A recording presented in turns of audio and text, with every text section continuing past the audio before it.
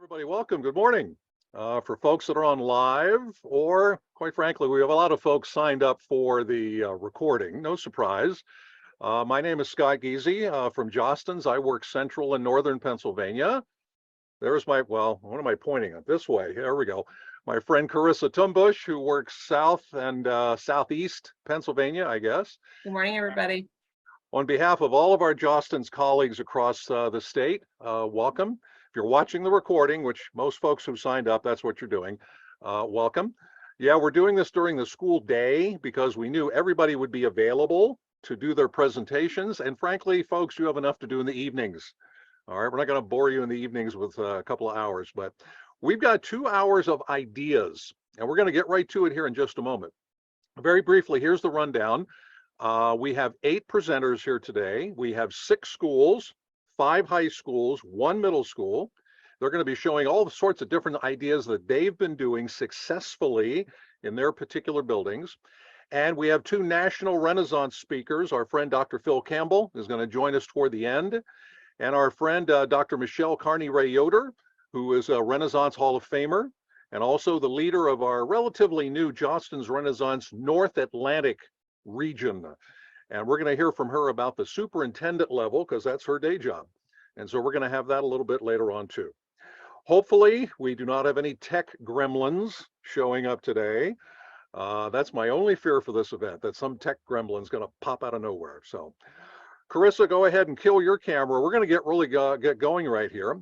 And we're going to ask our friend Andrea Landis. Andrea, go ahead and activate yourself. All right, this is Andrea Landis from Warrior Run High School, which is, I'll say, between Williamsport and Lewisburg up north. And her group has been doing some pretty amazing things at their particular school. So, Andrea, I'm going to take myself off the screen. You take it away and let's see what you folks are doing. Go ahead. All right, thank you.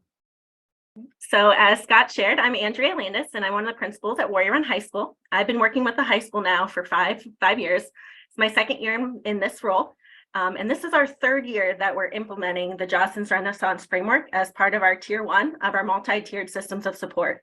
So at Warrior Run, we don't call our program Renaissance, but instead we call it Defender Pride. And the student group that leads our school-wide events is our student council.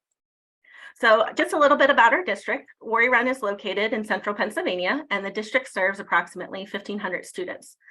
The high school, which we're currently serving, grades 9 through 12, we have about 500 students and 45 faculty members, and our demographics are represented by a 96% Caucasian, 30% economically disadvantaged, and 15% special education.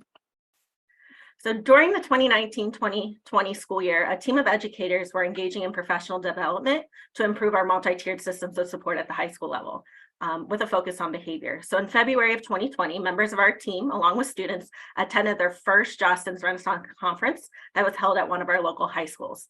When they returned, they shared this was the best conference they ever attended and had tons of ideas to start implementing right away. But unfortunately, we all know that March of 2020 brought about, and these great ideas need to be put on the back burner as we pivoted towards teaching and learning from home. So during the pandemic, I engaged in every single online professional development opportunity that Jostens Renaissance made available and fell in love with this movement as well. So when we returned to person learning in the fall of 2020, we had a soft start to implementing the results formula due to all the restrictions and protocols that never seemed to be lifted.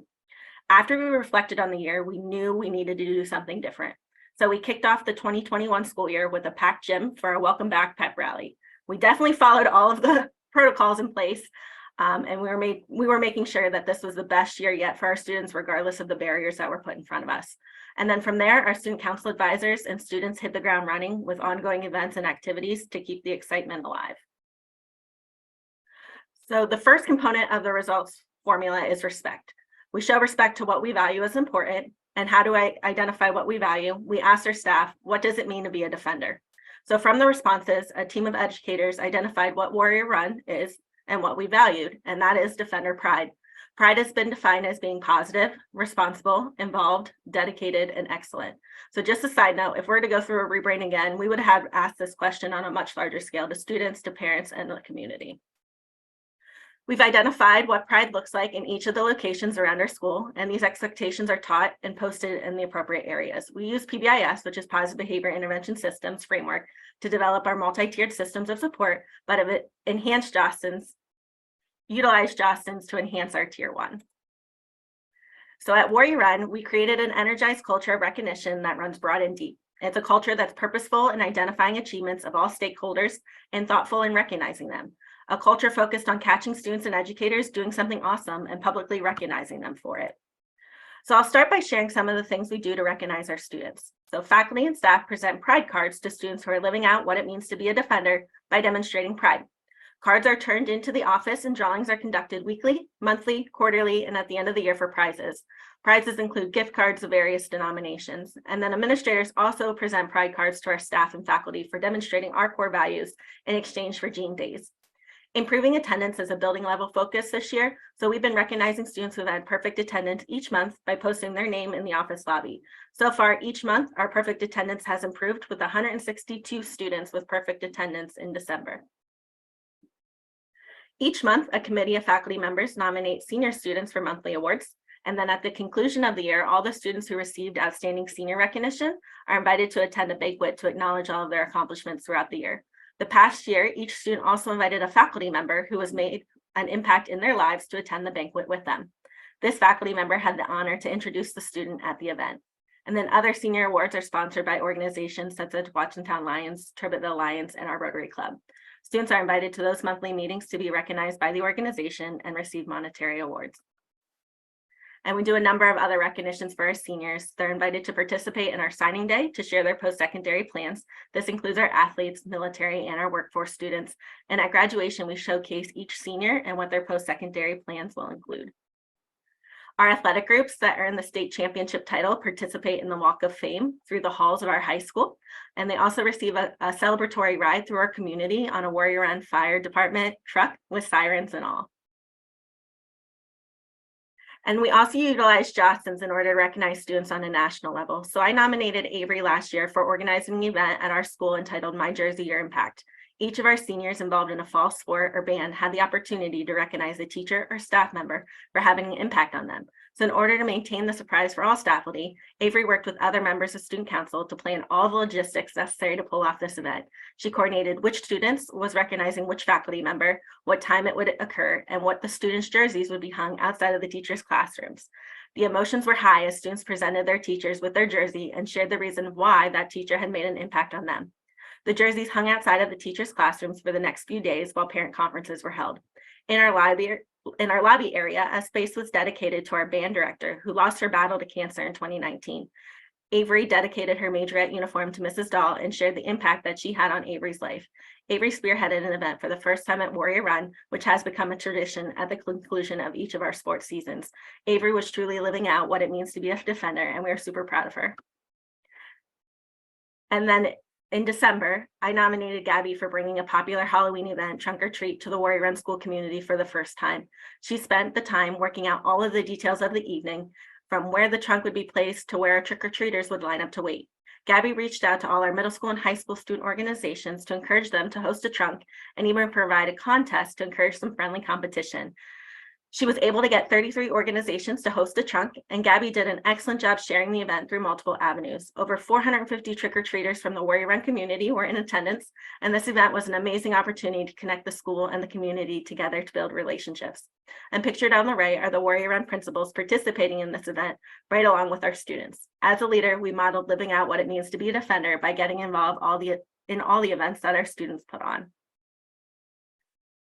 Student Council makes sure to recognize all the faculty throughout the year. This includes making signs for each of our faculty members that are veterans and presented them signs on Veterans Day. On Administrative Assistance Day, they made thank you cards and small gifts that were given to the secretaries, and they also make sure to include our school custodians, our paraprofessionals, and our cafeteria staff. At least once a month, my co and I provide the faculty with a surprise treat to show our appreciation for everything the faculty does on a regular basis. So pictured was, aren't you glad we made it through the first marking period? And then prior to Christmas break, we celebrated the 12 days of Christmas with a surprise treat corresponding to the daily theme. So some of those ideas included a coffee and tea bar, a soup bar, cookie trays, hot chocolate bars, popcorn bar, cinnamon rolls, a red and green candy bar, and a holiday breakfast buffet on the last day before we went to break. We've also done things such as Words of Wisdom Wednesday, which consisted of stickers with positive messages on them that we laid out in the office. Teachers took the stickers they needed for their own inspiration, but also took stickers to provide to their colleagues. For Valentine's Day, we took a bunch of dynamic duos and placed them on hearts and then cut the hearts apart. We placed a half a heart in each person's mailbox and asked them to find their dynamic duo. The first 3 duos turned into the office won a prize. It was a great way to start the day and had staff members greeting one another that normally don't cross paths on a traditional day. And then at our March faculty meeting, we will provide our take on Shamrock Shakes. So lots of fun ideas to help with staff morale, especially during the difficult times of the year. Student Council kicked off Food Cart Friday during Teacher Appreciation Week last year, and after hearing positive feedback from the staff, they decided to make food carts a weekly event for the remainder of the year. The food carts have made an appearance at a couple of times this year on special occasions to thank the staff. Our Warrior Run Education Foundation recognizes faculty for creating innovative ideas for their classroom to benefit the students they serve. The foundation rewards them with the funding to bring these ideas to reality. And then last year, our administration started Staff Member of the Week. So a weekly form was sent out on Friday mornings for students and staff to nominate a faculty member for demonstrating pride. The staff member with the most votes or the most meaningful reasoning was recognized as the Staff Member of the Week. So an announcement was made over the intercom, and the student or students who nominated the winning staff member presented them with a gift certificate and took a picture with them in the photo frame that was created by the art department. All of our staff members that were nominated each week received an email Monday morning with the positive messages their students and colleagues shared about them. It was a great way to start the week. So Student Council has transformed Staff Member of the Week and has broadened it to include a student from each grade level, a staff member, and a teacher. So each month, the students and faculty have an opportunity to nominate students and faculty for living out our core values. A subgroup of Student Council reviews the nominations and awards the monthly recognition. With this recognition, the individuals receive priority parking for the month, free admission to all sporting events for the month, a luncheon, and then a coffee from our student-ran coffee cart. So how do we know that what we're doing is working? When students and educators work together to respect student character, academic excellence, and faculty and staff, and when they recognize, reward, and reinforce achievements in these areas in fun and meaningful ways, it leads to results. So I have some of these results to share with you. So our faculty participated in the self-assessment survey on school-wide systems published by the Center of PBIS. 2019 was prior to implementation, and 2021 was after our first year. You can see that our faculty believe we have improved in every category of our behavior support system. And then in the fall of 2021, we conducted the People's Attitude to Self and School Screener. So based on the initial data, it supported our thoughts that our students were struggling returning to what they would deem as a normal school year, when it was turning out to not be so normal. So our data was showing that our students had a low to moderate satisfaction with their school experience in a number of categories. So overall, what we had on our hands was a tier 1 issue that we needed to address. The PBIS team and Student Council were determined to make our school a place where students wanted to be to improve our culture. When the screener was administered at the start of this school year, our students' perceptions of school improved in many components, but especially towards their feelings about school. In every component measured by the past screener, our overall data was indicating students reporting a high satisfaction with their school experience in a year's time.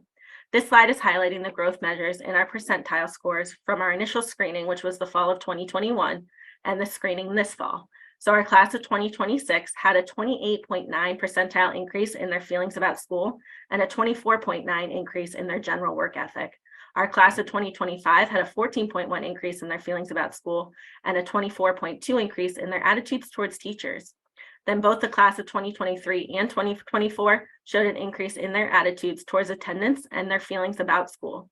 So embracing the Jostens Renaissance results formula has helped us to improve our tier 1 framework of our multi-tiered systems of support. So due to the time constraint on this presentation, I'm not able to share everything we do to recognize our students and staff or how we're living out the results formula.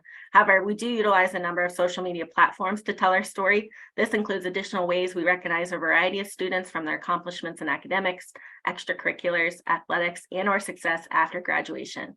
If you're interested in seeing more of what we do, check out our social media pages. And I hope you found some of the ways we recognize students and staff useful to you. Since implementing the results formula, our students' perceptions towards school have improved, along with our faculty's perceptions towards our behavior support system. As administrators, we promote a positive school climate and culture and model living out our core values of being positive, responsible, involved, dedicated, and excellent. We also make sure to not take ourselves too seriously and join in on the fun. Pictured is our high school administration participating in one of our many spirit days. I believe this one was during homecoming week, but also sponsoring our first High Five Friday. So we purchased foam hands for each of our faculty members. We stood out in the hallways in the morning between classes and at the end of the day, giving high fives to everyone that passed by. The smiles on the students' faces were priceless. I've included my contact information if you have any questions for me. If you're the advisor of a student organization, I would be happy to connect you with our student council advisors. My advice to you, take one idea you learned today and make it work for your school or for your organization. At Warrior Run High School, it's always a great day to be a defender. Thank you. That is really cool. That is amazing. Very quickly, Andrea, before we wrap up, do me a favor, put your share back on the screen if you would, and back up, I think, 2 slides to the one with the class statistics on it. Back up about 2 slides. Yeah, that one. I mean, when you were talking about that, I'm looking at these numbers thinking, holy mackerel. When you started this effort 2-3 years ago, did you ever think this would happen? No. Be honest. I was hopeful. Absolutely. I was definitely hopeful to see improvements, but having the data that shows what we're doing is working is excellent. That is incredible. That is amazing. Okay, we appreciate your time. Thank you very much. All right. All right, now, folks, we're going to switch gears, and we're going to invite our friend, Mr. Tony Miller. Tony, go ahead and activate at your end. Mr. Miller is from Spring Grove High School, which is in York County. And Spring Grove is a school that just started doing some Renaissance stuff here in the past year. And we wanted to get a perspective of a group that has just sort of gotten off the ground, and during a pandemic, of course, and what kind of responses that they had. So Tony, go ahead, turn your camera on there. Warrior Run, hats off to you. That's pretty amazing. We hope to get there, but what I'm going to do this morning is I'm going to share my screen, and then I'll talk a little bit about year one for us. So year one, I figured I would start by talking about like who we put on our team. And our school district has several groups that are involved with school climate and culture and morale, and we're a small portion of it. So that's what we're finding is when we took our kids, we looked for the kids who were leaders who were yet to become leaders. So we were looking for, I call them like the middle of the road students. The students have a great attitude. They seem like they enjoy school. Obviously they're good in academics and behavior and so forth, but they may not be leaders of their peers yet. They just haven't figured that out. Kids that are willing to get involved. So what we did is I reached out to some teachers, and we just grabbed a group of kids and we took them to Eastern York last year. And that's a picture of them dancing on the stage. And that kind of really led us into, it kind of opened my eyes on what we could have these kids do and where their involvement would be in our school. So from that day, that was day one. I took them from there, and may have gotten a little trouble for this, but I took them to a nice meal afterwards to sit down and kind of debrief and talk to them. And you notice our kids on that day one, and I would encourage anyone else to do this. I had my kids dress up, so they weren't really in school spirit clothing. And that's our bus driver at the very end. I included her in with it. But to dress up, and unbeknownst to me, as I asked the kids, I'm like, why did I have you dress up today? And one of my young men who, again, a middle of the road guy, he said, it made me feel important. And in my mind right away, it kind of clicked as, yeah, that's what we're trying to do. We're trying to get these kids to know that they're important, and that, they're important not only to, themselves, but to our school and how they can influence others. So, I sat down with our kids that day and we talked about, what is our involvement? After we saw all the things at Eastern York that we could do, our kids came up with the idea that they wanted to be the welcomers or the face of our school. This was written by one of my students when he came back, and he started off within a week, he had a mission statement to me, and some things that really caught my eye. He wants a more respectful and a fun place for learning. He wants a place where all the students can come to school and say, I'm proud to be a Rocket, you see at the end. And, I think that was the whole Renaissance mission that day, was to inspire these kids to make change and make your schools that exciting place for everyone to be. And, looking at what Warrior Run just presented, the data supports, once you do that, the other things will come. So this was from him, and he came back and he presented that to a group of 10 students. So that's what we had to begin with. We picked 10, 5 boys and 5 girls.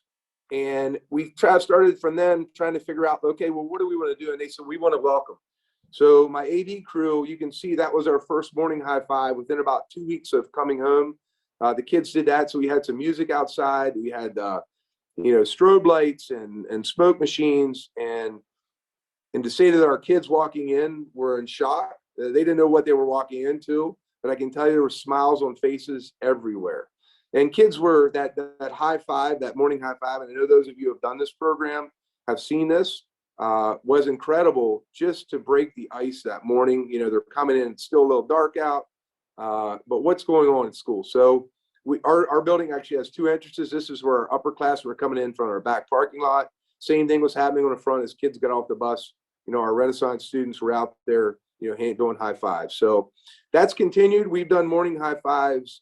We try to do it at least once a month, sometimes with a different theme. And, what I've found is it's now starting to lead into other groups. So for example, our student council did a morning high five right before the holiday break and gave out candy canes. So, the same concept is bridging over. In the fall, we had our girls volleyball team was last year, were the state champs.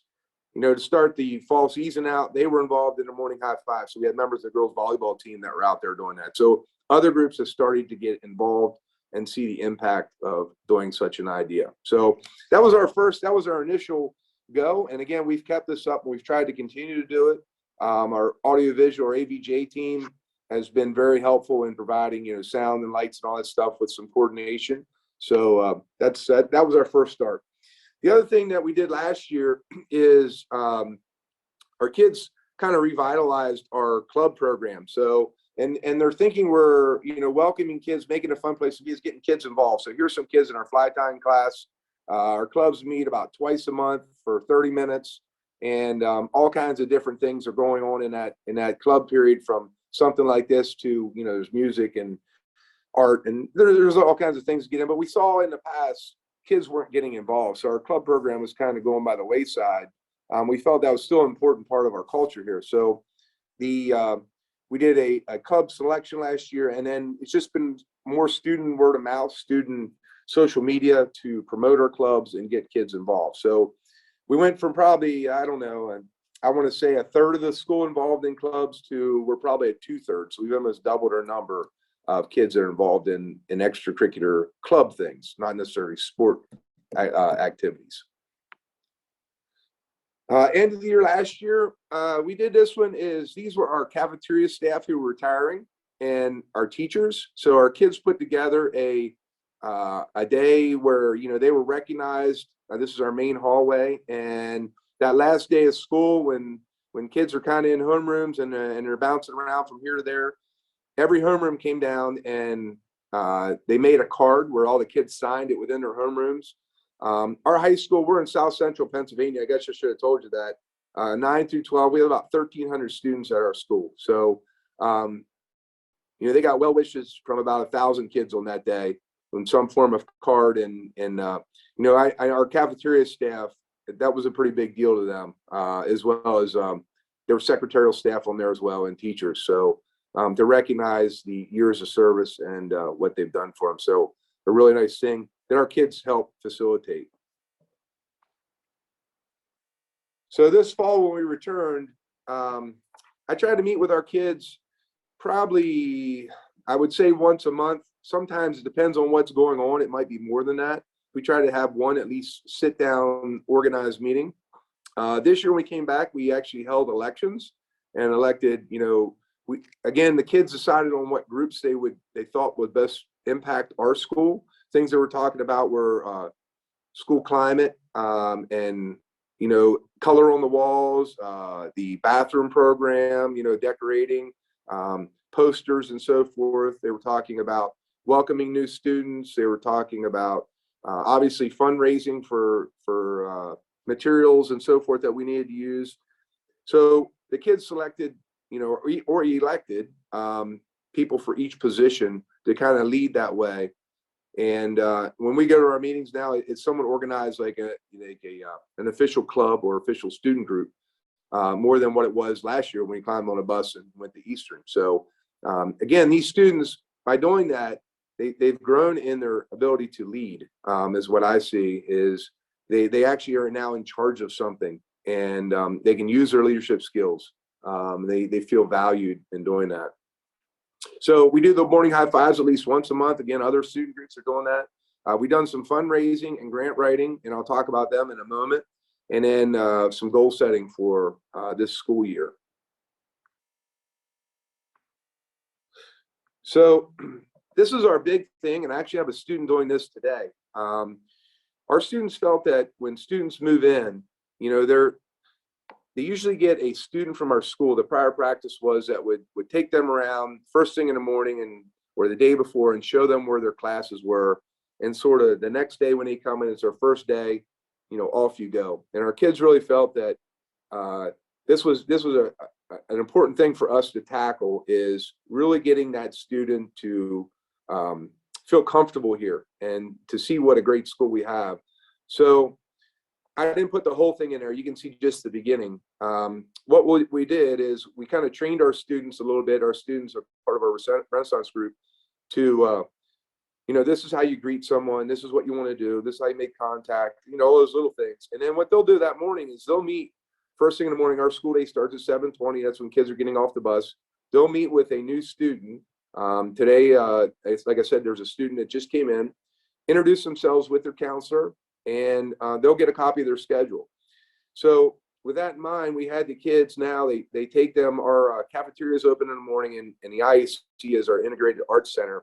It's kind of a coffee bar, to make it simple. So they can take them to either place, and we have some funding that they'll buy them breakfast, and they'll sit down and they'll take a few minutes to really get to know the student, get to know their history, where they come from, anything they want to talk about, any questions they have about Spring Grove. They'll even talk about, hey, here's things to do. Here's how you get involved. Here's the people you connect with. And then they'll take them to each class, and they'll introduce them to the teacher, find their seat, and get them sitting down in their classroom before they go on to their next class. At the end of the period, they'll come back early, pick that student up, walk them to their next period, and have a discussion about, hey, is there anything I can help you with?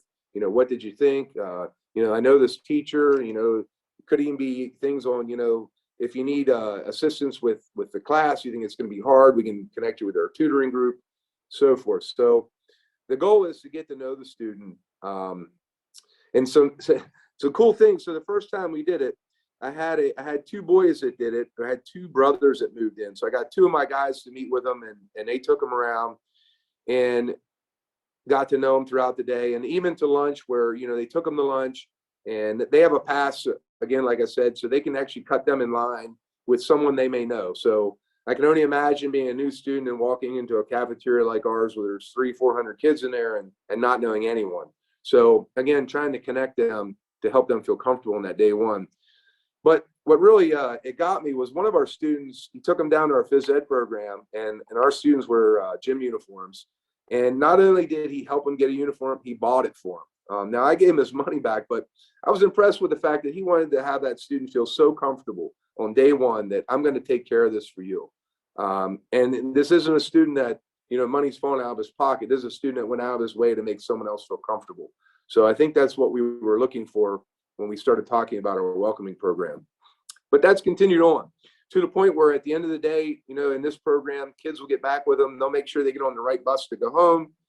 They'll have a discussion with them. And from what the kids are getting back to me, the feedback I get, there's a lot of, they give out their Instagram page and whatever else. So they kind of are keeping contact with these kids. So we're making an instant connection with new students by this program. So our counselors were super excited about this. Our administrators were super excited about this. And I think most importantly, our kids were super excited about it. And I'm hoping that students that come here feel truly welcomed on that day one. So that's been our initial start of this school year. We took our kids, we wrote a grant, and we took them to a high adventure class, a high adventure park called Genesee Valley in Maryland. And we took our group of 10 kids, and we actually added 2 kids to this group and took them along. So we grew to 12. because we felt that that communication and leadership aspect, we could help develop that with that. So here's one of our students doing a low obstacle there. But, you know, we noticed on that day, the kids had time to discuss and talk about, you know, how they can impact others, and then, you know, really develop those leadership skills that we were trying to look for and bring those out. Most recently, right before the holiday, our kindergarten class, the class of 2035, we called it the Holiday Spectacular. And I know that many of you, your schools are all decorated through the holidays, and we felt that maybe we could share some of that. So we did some things with our other student groups. So on the left there, you'll see that is our athletic leaders group. So we do something with juniors where we talk about athletic leadership. And on the right there, we have a nutrition council who advises on cafeteria and student foods and selection and all kinds of different things. So what they did is they reached out to 6 different groups, and they had our kindergartners were bussed over, and it was actually Polar Express Day for them. So they're all in their pajamas. They were bussed over to the high school, and we ran about an hour and a half of stops where they went around to the point where we even had a Santa Claus and Mrs. Santa Claus here, who they got to greet with them. And the feedback from that was incredible. And I think the feedback from the students was great, but I was impressed too by the feedback from the faculty. So the faculty that were involved in it were just ecstatic, you know, high school and elementary, kindergarten level, that, you know, the smiles on those kids' faces. And, you know, it was I had one student tell me, he said, you know, I wasn't even really in the Christmas mood until we did this. So that was a pretty big impact. Took a little organization to get everyone here and get it done. But again, it was an awesome day for all the kids and the adults. So I've already been asked to continue this. I think it's a new tradition at Spring Grove is, you know, the Holiday Spectacular. And we have 3 elementaries. We were able to accommodate 1 this year. So I think next year will probably be a bigger event. But again, getting everyone involved and making school an inviting and fun place to be. We started early with the class of 2035. So this has been our challenge in year 1 is we have tried to get this going. And prior to this meeting this morning, I actually met with our art department again. We began late last year trying to get, we're the Rockets, that's our logo. So the kids came up with some ideas of how to do that, you know, inviting, we had the same problem as everyone else as people destroying bathrooms, and our administration was on board with, hey, maybe we can turn this a little bit by, you know, making it a place that's more inviting and student developed. So we're working on this. We're trying to do it. We're looking at a couple different things. Our art students are very busy. We do have lots of art in our building, you know, on the walls in different departments. We're even considering doing like a vinyl wrap. We have a local company that's been in and looked, and you know, they're getting back to us, but we wanted it to be designed by students. The students already came up with like a lot of the motivational stuff.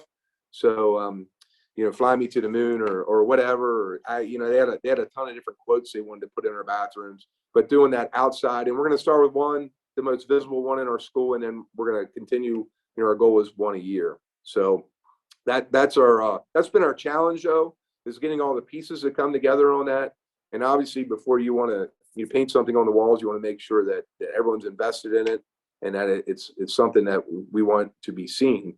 And we think that it's going to impact students. So that's the biggest challenge we found.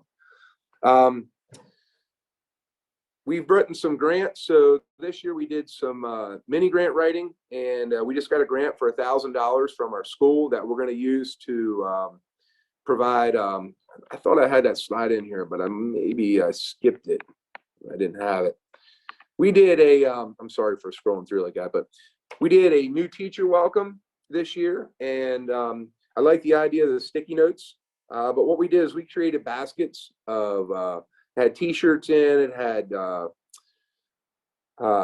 coffee gift certificates, it had notepads, it had some of the little things.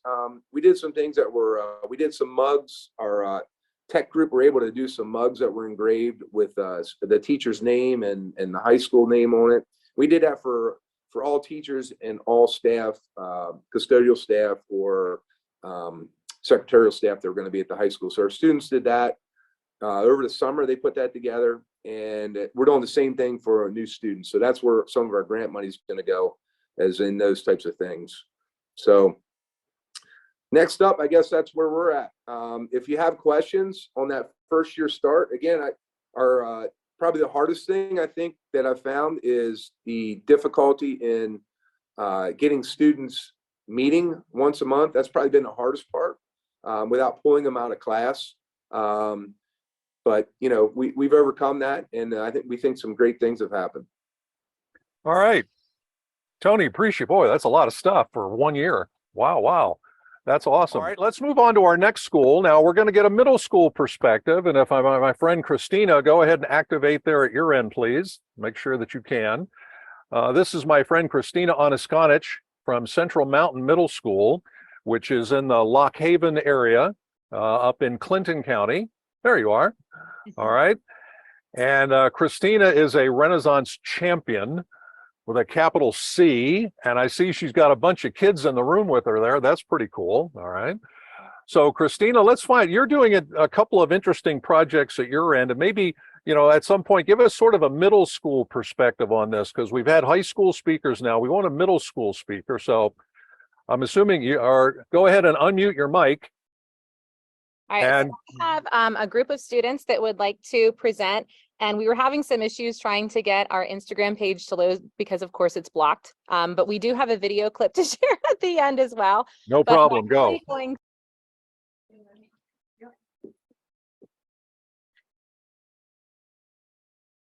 My name is Cameron. We're coming here from Central Mountain Middle School in Mill Hall, PA. If your school is currently invested in PBIS, then it's very easy to incorporate Renaissance into your school. The 6 R's of Renaissance are also the pillars of PBIS, and we're going to tell you about how we incorporate the 6 pillars of the 6 R's of Renaissance in our school. My name is Michaela. My R is respect. In our school, we respect everybody, all students and all adults. Our school has become a safe and well-functioning place because of the respect that teachers show students and that most students show teachers. Respect is an important focus in our leadership workshop class especially. Our leadership class is a very important class because it teaches us to be amazing leaders. And to be a good leader, you have to have respect. In our leadership class, we have Harbor videos, class discussions, a legacy versus likes book study, project-based learning, community service projects, and much more. We feel that our leadership class is very important because we are utilizing the Jostens Renaissance leadership curriculum, and we have noticed how it has been shaping kids into the leaders we know they can become. My name is Mallory. And my name is Autumn. Our R's recognize. Our school recognizes 2 students from each homeroom as Wildcat of the Month, and an additional student is selected as leader of the pack, who basically leads that homeroom for the month. We also have positive office referrals, which allows teachers to refer students to the office for positive behaviors. These happen on a weekly basis to allow for additional students to be recognized more frequently. All students who are recognized in our school receive a certificate and some sort of token of appreciation or school swag. We also have a staff spotlight that is included in our Wildcat newsletter to show our staff how much they are valued. Our main office secretary, Miss Holly, has created a 9 at 9 where an announcement is made and all teachers can call Miss Holly to try to be the 9th caller and receive a special treat. Everyone gets excited when they hear DJ Holly.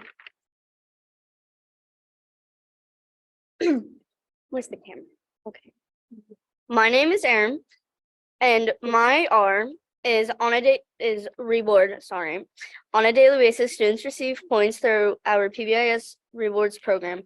Points are awarded for positive behaviors, and students can use their points to purchase items from classroom or school stores and also to attend special events. Each week, Each week, grade levels plan Friday activities that students are able to enjoy with their friends at the end of every day. Each quarter, our student leaders help plan school-wide rewards that students can participate in.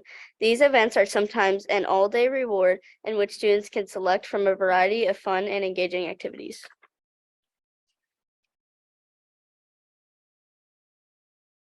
My name is Kyle and my R is reinforce. We are always trying new ways to reinforce the positive expectations in our school, from our back to school kickoff assembly to all sport pep rallies and recognition rallies at the end of the year, field day, and 8th grade carnival.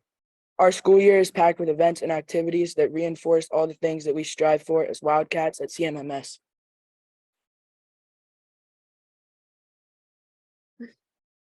My name is James. And I'm Gracie. Our R is relationships. Every Monday, our entire school has circle time in each homeroom. In case you don't know what it is, circle time is the time at the end of the day where we get to know our teachers and our fellow peers. Students report to their homerooms, and every staff member in the building also reports to a homeroom. So each classroom can have up to 3 adults. We pass around a talking piece and answer the questions our teacher asks. Only the person with the talking piece is allowed to speak, so everyone is heard and everyone has a voice. Students can also decide on a question to ask, and there are a variety of games that we play to get to know each other and strengthen our team building skills.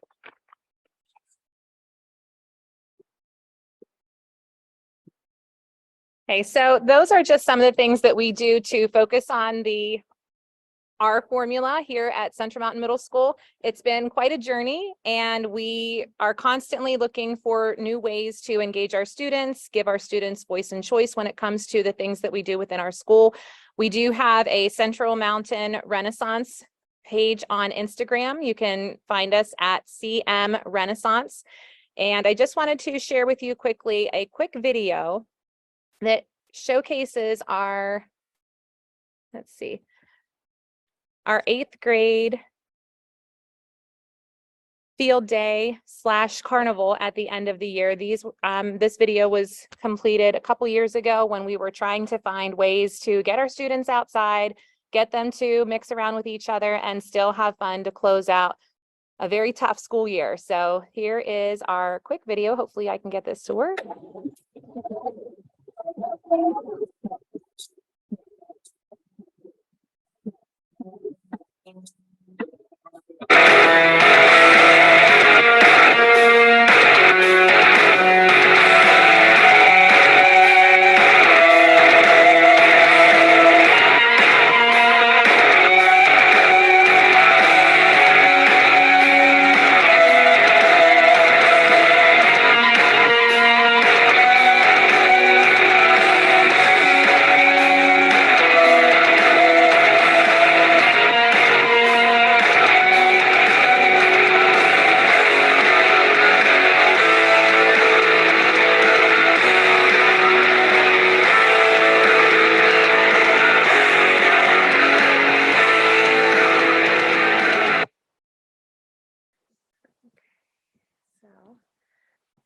All right, so that was just a real quick video of our 8th grade carnival that we have at the end of the year. It's become something that we now do every single year. We have field day activities outside. There's blow up slides and water slides, bounce houses, the whole 9 yards. There's pizza, there's carnival games. The kids have a photo booth where they can take pictures with their friends and their teachers before they walk off our campus and head to the high school. Scott, if we have time, we wanted to demonstrate what our circle activity looks like. Real quick, go ahead. Okay, great. All right. This is something that we do every Monday within our building, and every classroom has their students for homeroom, and then any other additional staff members that don't have a homeroom are then assigned to a homeroom to complete these activities.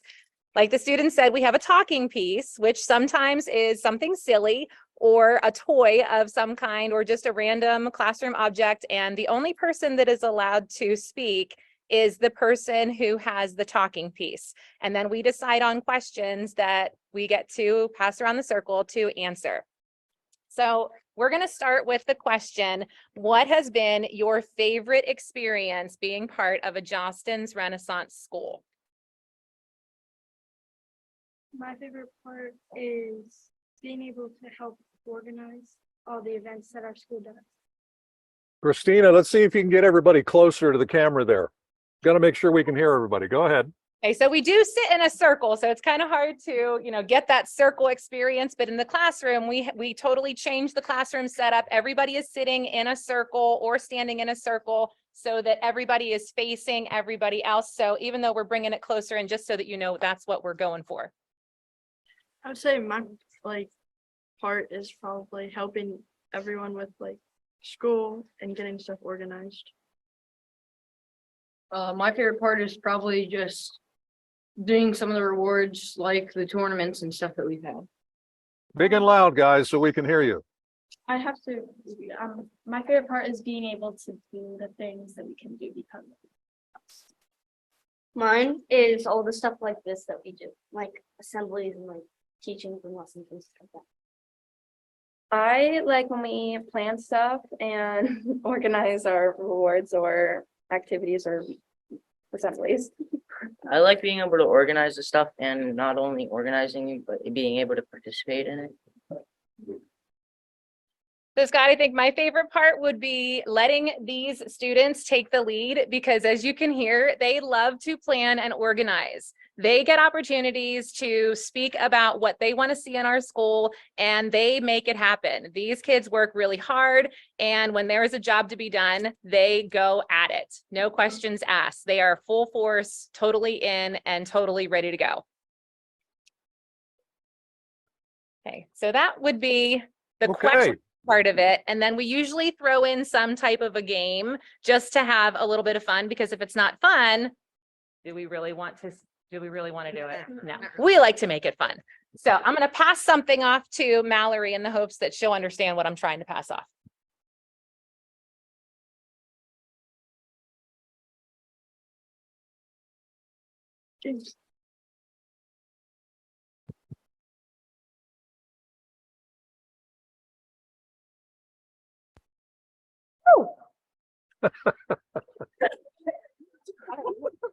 That's terrific. That's a great team there. There we go. All right, guys, we appreciate your time this morning, and keep at it. All right, keep at it. Thank you. Go ahead and deactivate. Thank you very much. That's really cool. We have our friend Dr. Michelle Carney-Ray Yoder, otherwise known as the Mad Hatter.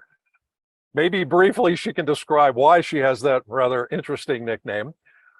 Michelle, first off, go ahead and unmute, and we really appreciate you taking time today. We wanted to get something from the superintendent level. Okay. And so go ahead and take some time here and tell us about, brief background, and then, how does this look from your top level when it comes to all the different schools that you work with? Go right ahead. Well, I appreciate you having me here today, and it's interesting from the superintendent's level because I started as a paraprofessional in my career. I actually started as a paraprofessional in alternative high school for severely emotionally disturbed, cognitively impaired teenagers. And then I decided that I wanted to stay in education, and I became a special education teacher. And that's where I found my passion for students. But I honestly can say that Renaissance has changed my perspective of what I want to do in education and how I want to help students and help my faculty help students. I actually started my journey in 2006, the first time I became a vice principal at a very large middle school of about 1,300 students, 7th and 8th graders. And I became the 8th grade vice principal, and I was doing discipline from the time the bus is unloaded to the till after school hours. So I knew we needed something different, and I was very lucky to have a very supportive assistant superintendent at the time, who is now the superintendent of the district that I live in, and also my mentor, Dr. Kimberly Gruccio. And she sent me to see Dr. Radnesky's school, and I fell in love. The energy was insane. They were doing their end of the year pep rally, and I just wanted more. I knew that a program that supported students and supported the faculty could really make a difference in my issue at my new job, which was discipline. We actually reduced disciplinary referrals by 33% in the first 6 months of it being a Renaissance school. And now I'm proud to say that 17 years later, the school district is doing it district-wide, all the way from elementary to 12th grade. And my son's actually part of the Renaissance team at the middle school where I started. So it's pretty cool to see that growth. I then moved to be a elementary school principal and director of special education in charge of everything you see on the screen. And then became a middle school principal as well. I love students. I love seeing improvement and growth, and I love seeing positive energy within schools. I love seeing color in life. So that brought me to Summers Point, and I've been a superintendent here. I'm in my 5th year. And we have 59% free and reduced lunch. We have some discipline issues that we're trying to deal with our program.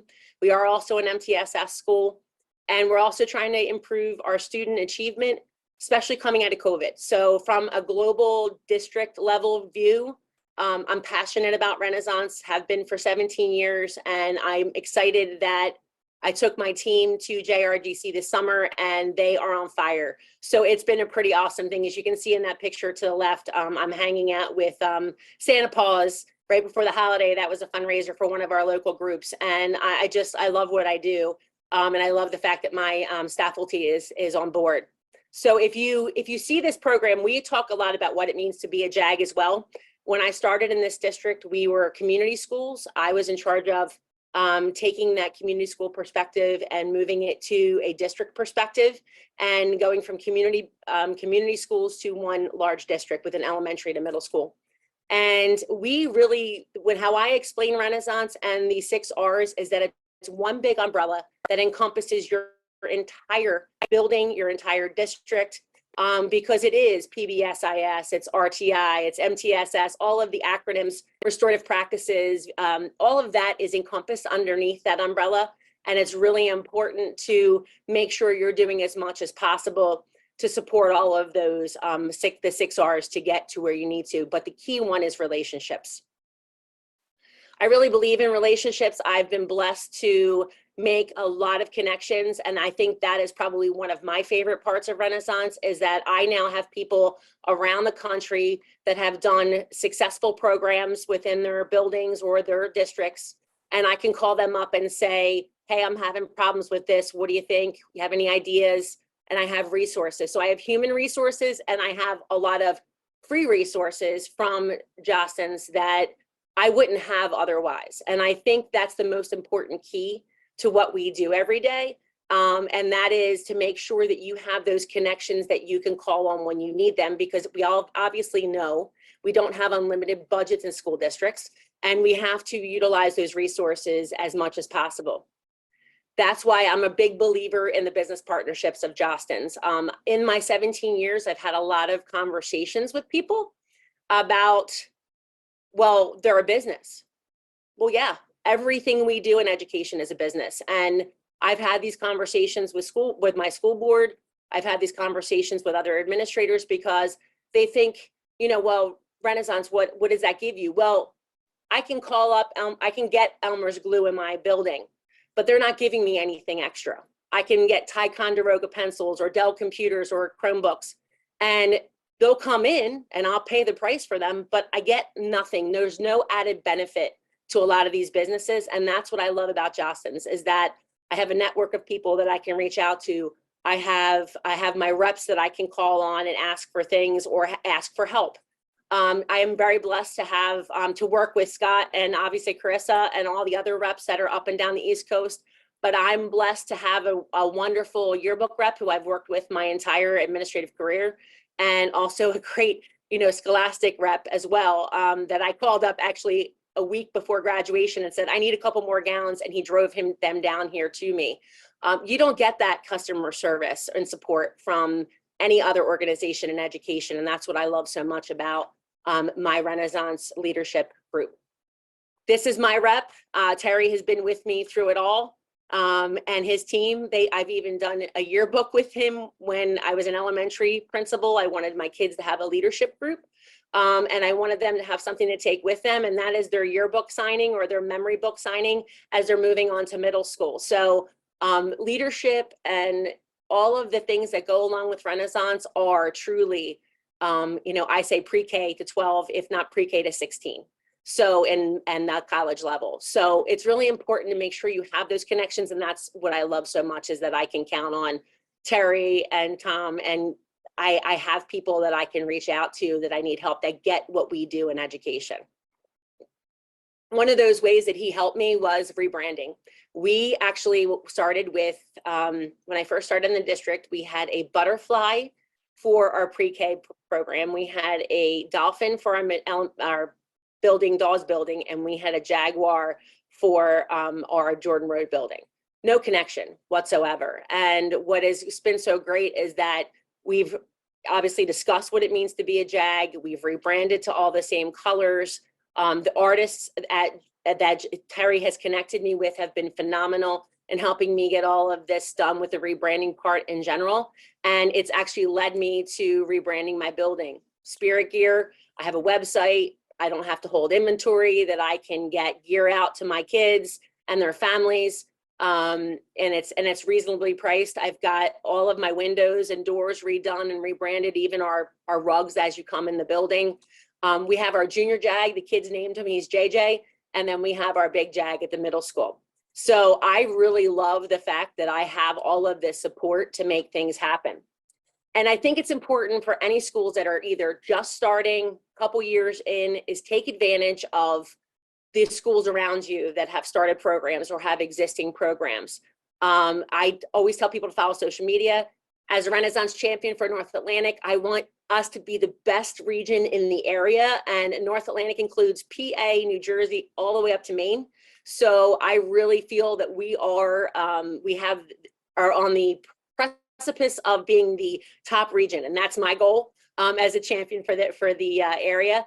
And I want you to tag us. I want you to get onto our group page, and I have a QR code that you can scan at the end of this presentation to join our Facebook page. Make sure you have your items public and that you tag us. The more we share with each other, the better we are as a Renaissance community. And I'm hoping that you can do that. Here's a couple examples of both my elementary and my middle school programs. I love the fact that they just did for our final our data chats that we had. We actually did JAG stars for the elementary school level. And we had a video of all the students that met their marks and were standouts in the education, and the parents were excited. So we're trying to bring out our parents more. And I'm excited for all of that celebration of student improvement. You can see that our students up top there had the hot chocolate bar. That was a reward that our PTO helped with 6th grade for all the students that met their mark with their academic improvement. That is our big focus of ours. But we've got everybody involved. We've got our elementary school is really involved. They have, our welcome Wednesdays where our students stand out there, our student leadership, and they welcome families with all kinds of welcome signs every Wednesday. We're actually going to be doing cookies for all the parents as they're dropping off in the morning to try to get them more engaged with school. And we even have our crossing guards very involved. That was Mr. Hank dressed up for, which I loved, for Christmas, and he had no problem dressing as an elf and being out there. So everybody in our faculty is involved and excited about our program. As far as contact information, here's all my Facebook and my Twitter pages. I also have here for the North Atlantic region, all you have to do is go on and put that you want to join, and I'll be happy to accept you into the group and tag us, make it public, and share with your colleagues. I'm super excited, because I really do feel that it takes a village to make our programs happen. It's not just a high school program. It's not just a middle school program. It's a district-wide program. And if you have people at my level or even principals that you need me to talk to, please contact me. I'll be happy to get them on board for support for what you're trying to do in your schools. And I thank you for having me today. All right, cool, Michelle. Thank you very much. Little competition action there. North Atlantic, all these other ones. Yeah, okay. Win. PC, I hope you're hearing me. We're going to win. We got him in a little bit later, all right? So anyway, that's very cool. And I'll tell you what, folks, at the very end, Michelle's going to be helping us out here in a couple of months with some special in-person events, which we'll talk about at the very end. Okay, so Michelle, thanks again. You can go ahead and deactivate. Appreciate your time. All right, now, folks, I tell you what, we're a little over, which frankly I kind of expected, but we're going to take a 5-minute break right here. So if you need to, run to the restroom or something, we're going to play a video here about 5 minutes talking about school identity. And my observation is there's a lot of schools out there right now really struggling with the idea of school identity. And of course, the pandemic made it worse. So we're going to play a quick video here for a 5-minute break, and then we'll come back with some more great ideas and some more great presenters. So you can kind of just let things park, go run to the restroom, or watch this video. All right, give me a moment. Here we go.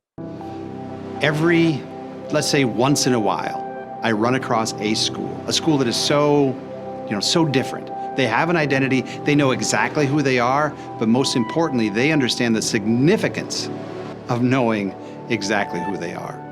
Naperville North is that school. We have 720 days to fully experience and live what we call high school. Everybody knows who we are. We needed to put a story to that is transferable to every stakeholder. I think we've done that well. I think we've defined and transformed that story into something that everybody in our community is now very aware of. If we're going to do it, it has to be embedded in our philosophy. It has to be lived. It has to be embedded in what the kids believe about us. Everyone is just under the same methodology and the same terminology, so it's a common language. Believing in it, people that are living it continue to feel that for years to come. It's in our DNA. Naperville North, they're the Huskies. And you're saying, oh, we got to have a marketing campaign, a tagline. No, we don't. We just need to figure out what it means to be a Husky. So we did the work, we got the data, we filled out the surveys, and we found out that to be a Husky means to be driven. And now we just have to make sure that the faculty and the students in the community understand their part in what driven means.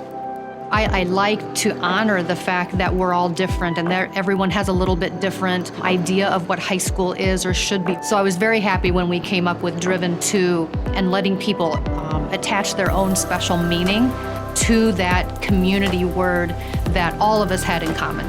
I'm driven to express myself, to make a difference, to perform, to represent, to compete, to innovate, to motivate. We want them to be driven to be the best people that they can be. Because no matter what facet of the school that you're in, fine arts, academic, athletic, our students are very driven to success, and they respect, drive in one another, and that's part of what makes this a community.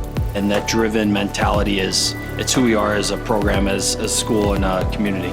Our students are driven to succeed. Our teachers are driven to succeed. Our administrators are driven to succeed. Everyone that comes here that I've heard in my career has said the same thing. This school is different than other places we've been to because people are so deeply rooted in what they do. Anyone who drives by will say that that's fitting of Naperville North High School. When I hear the words, it's fitting, I know we've gotten to the truth. But Naperville North never satisfied because they want to dig deeper. They want to make sure that the freshmen, the sophomores, the juniors, and the seniors understand what driven should mean to them at this particular time in their life. We want to connect, serve, explore, lead, and then leave and bring all those great things to the world. And that driven piece gets us there and gives them something to connect to. That's who we are. We're just driven, and it's a perfect word for us. It's been said that the 3 strongest words in our language are, I need help. Naperville North knew this, and they fully understood this. And like any other school might be saying, well, where do I go to get help doing this? Naperville North had Pat Bichetti, their partner at Jostens. And Pat's job is to make a school mean even more than it means right now, and he plugged them into the resource that helped them get over the finish line. It really is that partnership that we have with Jostens. When we first started this process, it was overwhelming. It was a daunting thing to think about how do you take all of the things that are great, that are super special about your school and your community and your students and your faculty and staff, and they just stand hand in hand with us and make that happen, which we're eternally grateful for. At the end of the day, just look what we've done. We've defined what it means to be a Husky, that everyone involved in the school is driven to do something that is so important to them. We've designed it in such a way that in full color they can show the world this is what it means to be a Husky. But lastly, we've done something that everybody can live out every single day. Community, faculty, students, everybody in such a way that they can be really proud of it. That everybody who walks in this building wants as much as I do for this to be a great place. just give these kids something that they're so proud of, and they can really feel a sense of connection to us. They know that when they leave here and they go to college, they go to the workforce, they go to the military, they are proud of this high school. They're proud to be Huskies. That makes me proud.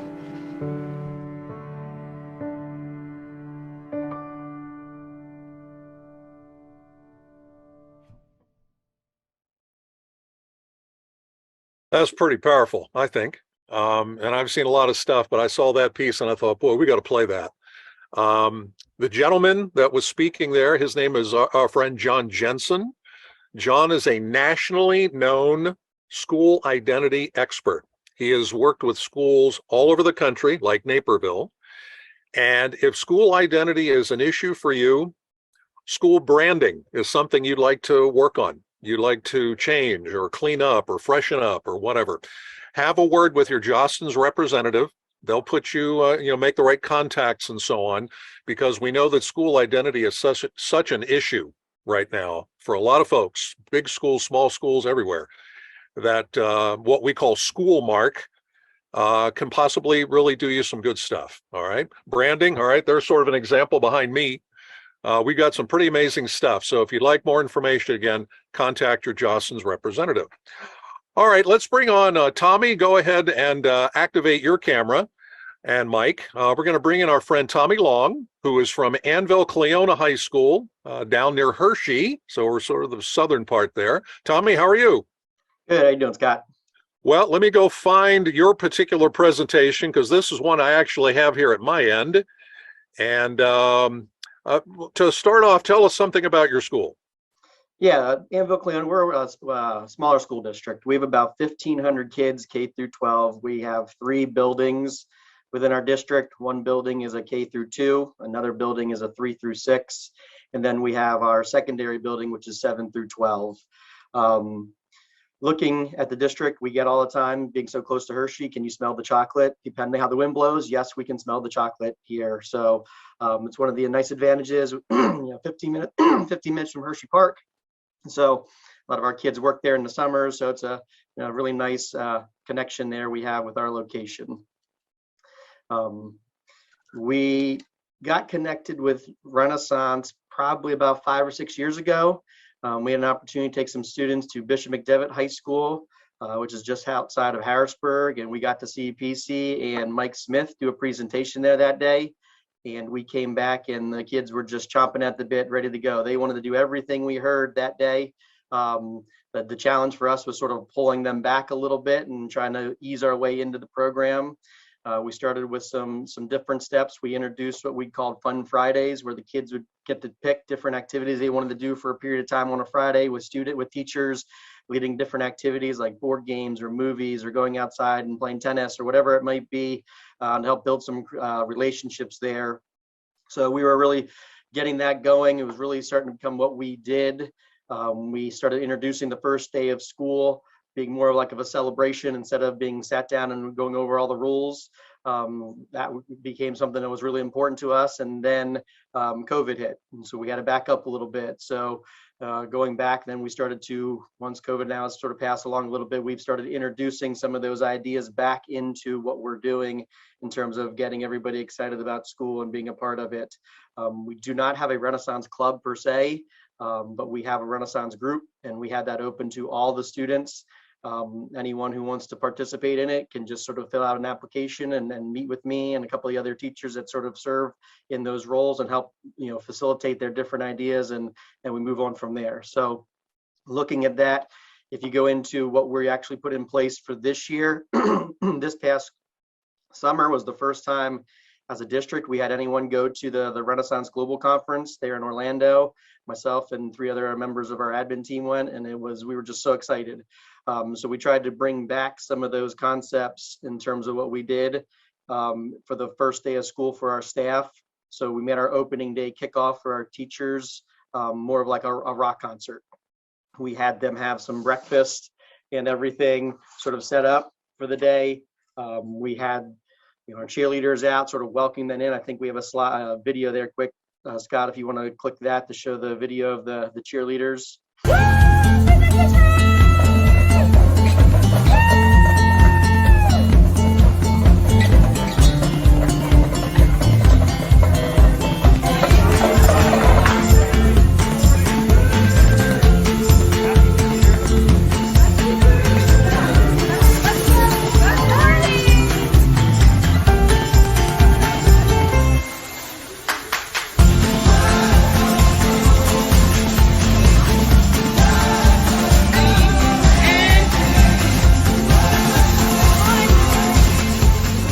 So part of that day, we had our cheerleaders and our marching band sort of lining up as all the staff was arriving, sort of greeting them with our, our different songs, and then also with some pictures. We had breakfast where we had some students come in and serve the breakfast.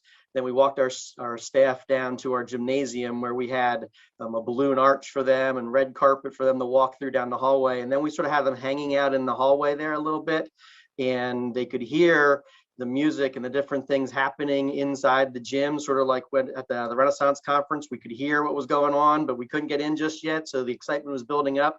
So we did that with our staff. And while they were waiting outside, we had like the step and repeat back there for them to take pictures. And we got some 2022 things for them to take pictures of themselves as they were waiting. And then we opened up the door and they came busting in, and then the music was playing and we got everybody in their seats. And then we had a slideshow welcoming all the new staff and who they were. And then we recognized different staff members who are reaching milestones in their career, 5 years, 10 years. We have a staff member, this is their 40th year. So we really made a big deal about that and had the crowd cheering for them. And we sort of highlighted into what our theme is for the year. We have you got the staff, the book, the fish book, where we sort of highlight the main philosophies in that, where we're sort of focusing on, choose your attitude, play, make your day, or be there. Those are sort of tying into what our theme was for this year, and sort of what everything that we're trying to do as a district and a staff. We also had Phil Boyett. We brought him in as a keynote speaker.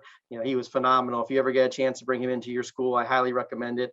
He had the staff excited with a little bit of keynote. Then we kept him there to do some team building activities with the staff. So it was just the best way to start the school year. All of our staff that commented to us was that this was the best opening day they've ever been a part of. So our challenge now is repeating that next year. So we've already started that process of what our opening day for staff will look like next year, but it was a great way to kick off this year.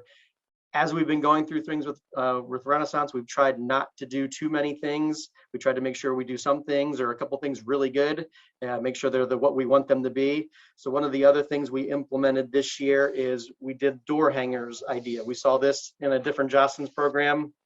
So we had a couple of our Renaissance students go around and we put door hangers on a Monday morning on every one of our classroom doors and the custodian doors.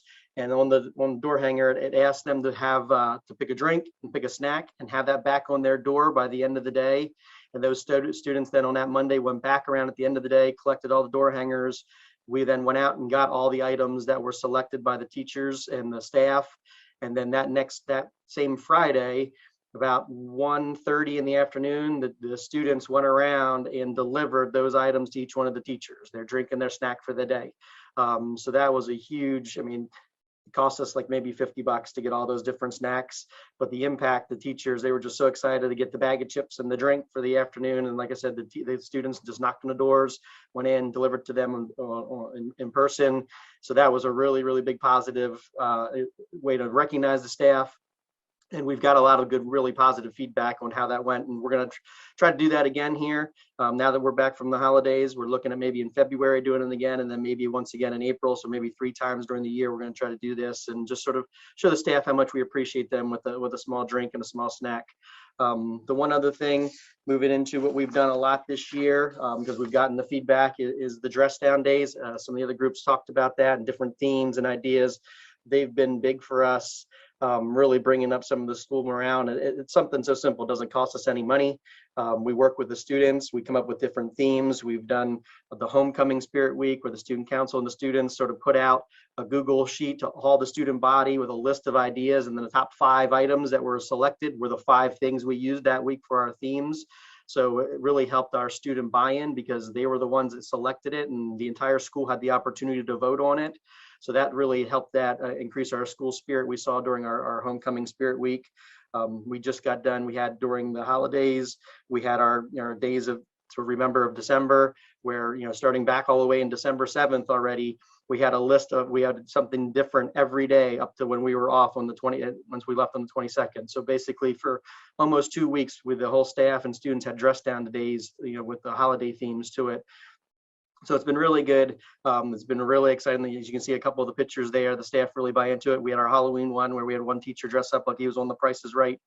We had our Twins Days where the teachers coordinated their outfits. So it's been something, again, doesn't cost us any money, but it gets everybody really, really excited about what's going on. Next week, we're going to do what we call Thon Wars, and that'll be this last slide I lead into.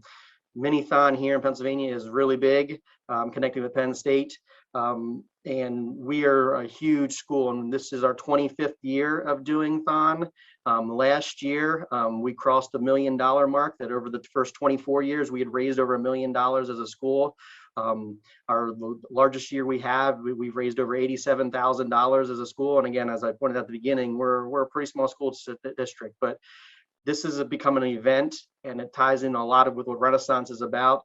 This is the event that the students, the staff, the community all buy into. And it's something that's bigger than us. You know, having a chance to raise this money to help fight childhood cancer has just become huge. And we do things pretty much throughout the school year for it. We have an opening day, as I mentioned with the students. Part of that opening day celebration is we end with a pep rally, and part of that pep rally is our Thon reveal for the day, for the year, of what our theme is going to be.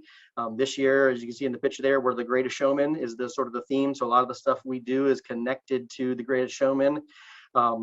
Then right before the holidays, the last day before we go out for Christmas break there, we have our basically our Thon kickoff, which is where the students get all the forms they need to start raising the money and different activities. And through that, we have different games played. There's a picture down there in the corner of that we played human, ring toss, and the teachers were the ring toss, and students threw hula hoops around them. And we did games like that throughout the kickoff. It's about an hour and a half.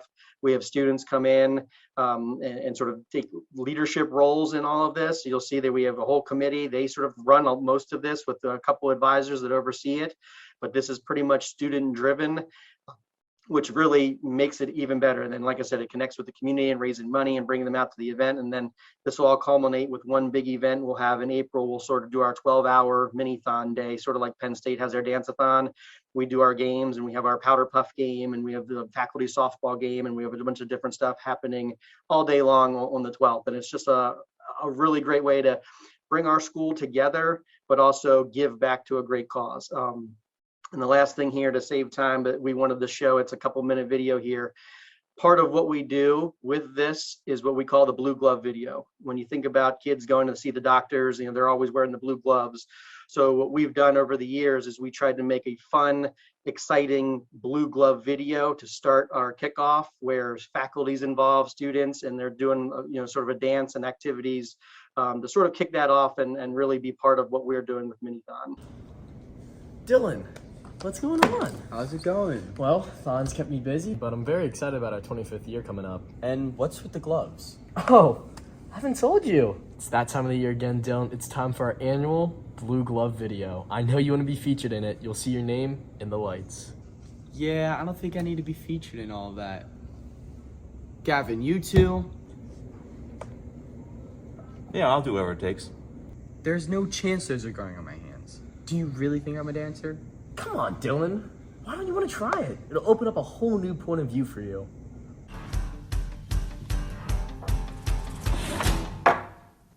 Right here, right now, I put the offer out.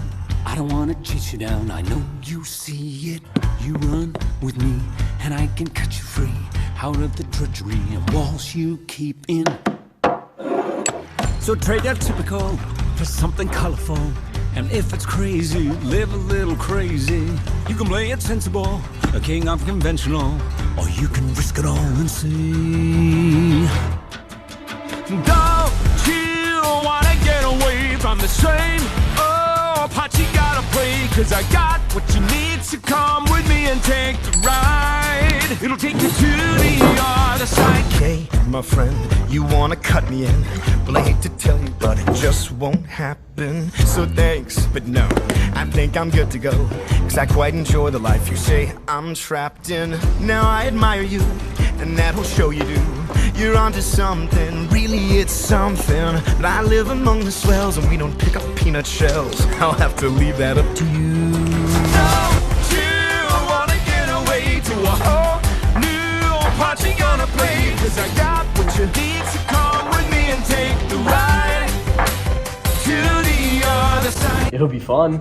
Fine, I'll do one video. I think you'll do more than that. Probably. Save my soul, lost in a shadow, meet a miracle, locked in a battle. I was on my own, living in yesterday. Yeah. Save my soul, I found another who can make me whole, die for each other. We can lose control, say what we need to say. Yeah, oh, we'll never know. Don't wait another day. We gotta move to me. Let's take it all the way. So don't fight if you really feel it. It's alright. This could be the start of something new.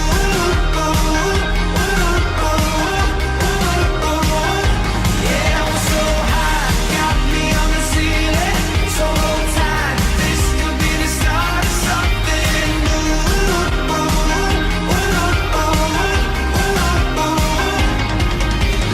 Now I see all I was missing was the best of me. Life that we live in, this is all I need. We could put the past away. Yeah, oh, we'll never know. Don't wait another day. We gotta move to me. Let's take it all the way. So don't fight if you really feel it. It's alright. This could be the start of something new.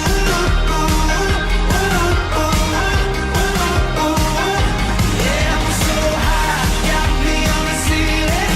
So hold tight. This could be the start of something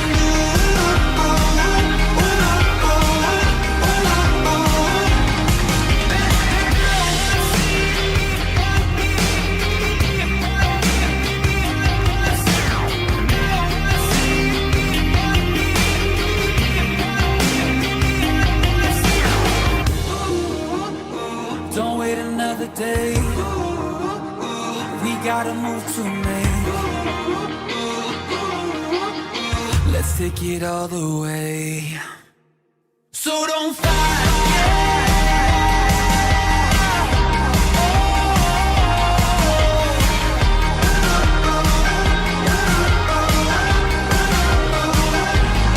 So don't fight if you really feel it. It's alright. This could be the start of something new. This is the start of something new.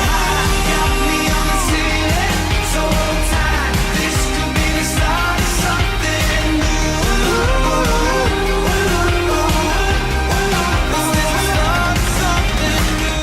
The world we're gonna make. All right, these kids, I mean, Tommy, for me, when I watched that video, I saw student involvement, Yeah, not just adults telling kids what to do. yeah, it's Real student involvement, right? yeah, absolutely. And you'll see. And actually, my son is actually one of the first ones you're going to see in the video. He has the American Eagle sweatshirt on. He's one of the key people. He's one of the chairmen this year. He pretty much wrote most of the script with a couple of the other students who are on the committee, and then they worked it all out, and they spliced all the videos. They recorded them. It's to the point where if you go on vacations or trips, you know to take blue gloves and make videos and send them back in so they can link those into what we were doing. So yeah, it's really student led with a little support of the advisors to make sure everything comes together. Tommy, we appreciate your time today, and thank you very much. You can go ahead and deactivate. I got to get down to Anvil sometime. All right, I got to do that. They do some really cool stuff down there. Okay. All right, next up, we're going to go to our friends from Milton High School. And if my friend Angela Davis, go ahead and activate your camera and mic. Milton is roughly in the middle of the state near Lewisburg.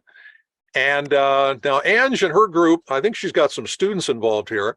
They're going to show some things that that they do. And maybe, I'm not sure, Ange, one or two things you tried that maybe didn't work somehow a little bit. And maybe maybe describe why. All right.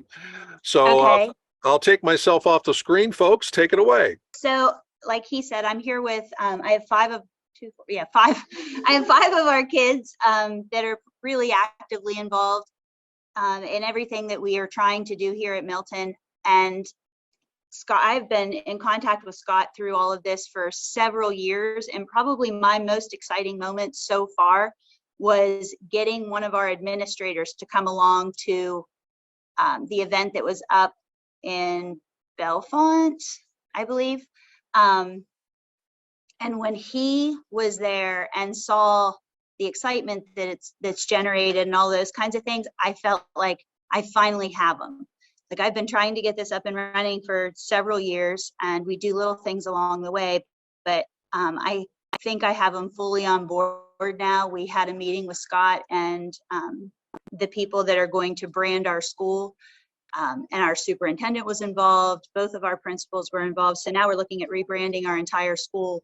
So I guess one of the things that we do, I have to utilize a whole bunch of different clubs in our school for the students. I'm involved, I'm the yearbook advisor. I'm involved with usually being a class advisor. And I also do NHS, the National Honor Society kids, but those same kids are involved in student council, and they're involved in this and that and the other thing.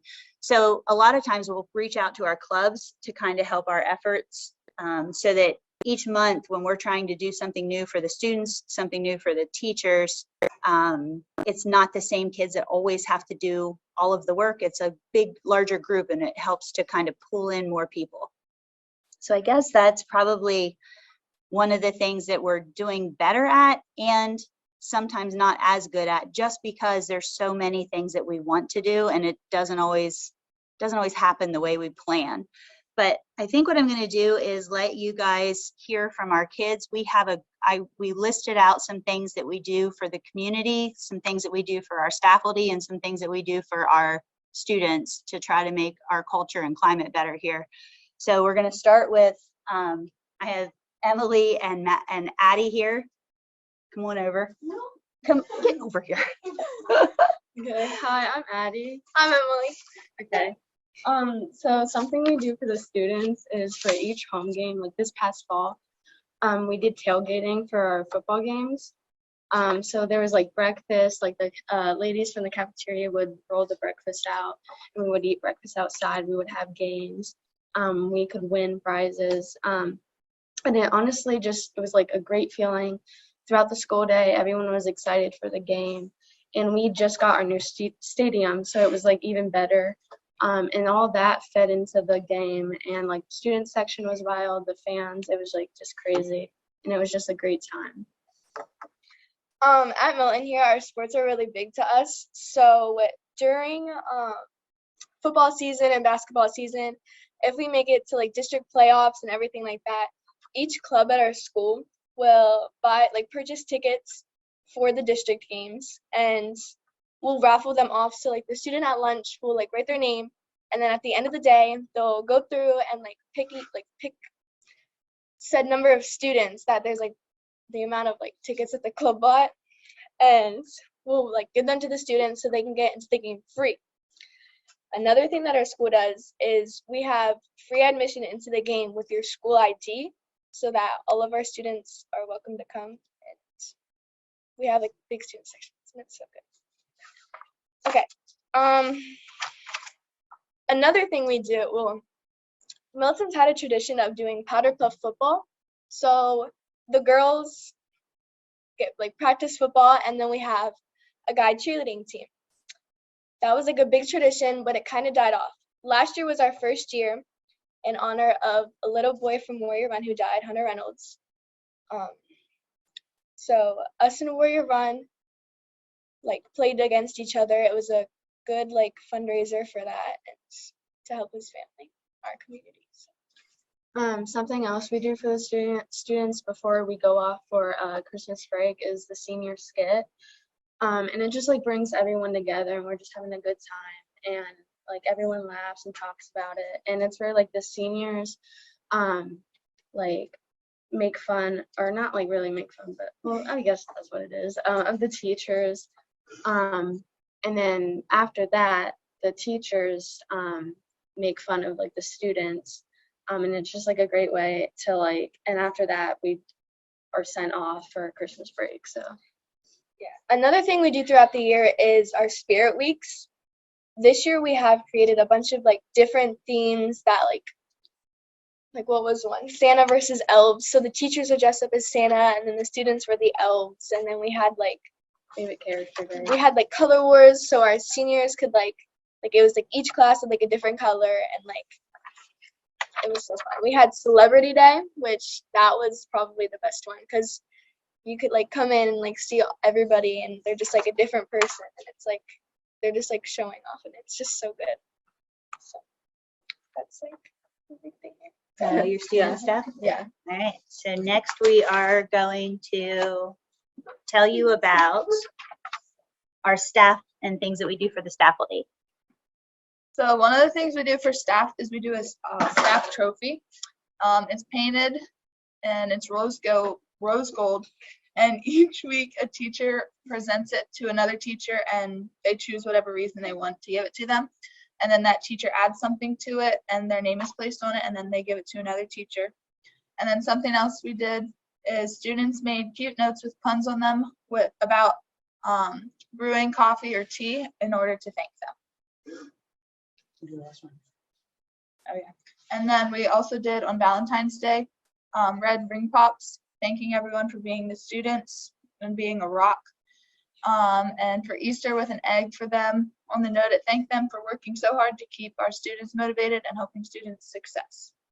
Some other things that we also do is we do a holiday door contest where all the teachers will decorate their doors and they have like a little competition about who has the best door. And I think it's the principals that go around and judge the doors. We also have Santa's Little Wrappers, our NHS. They what is it?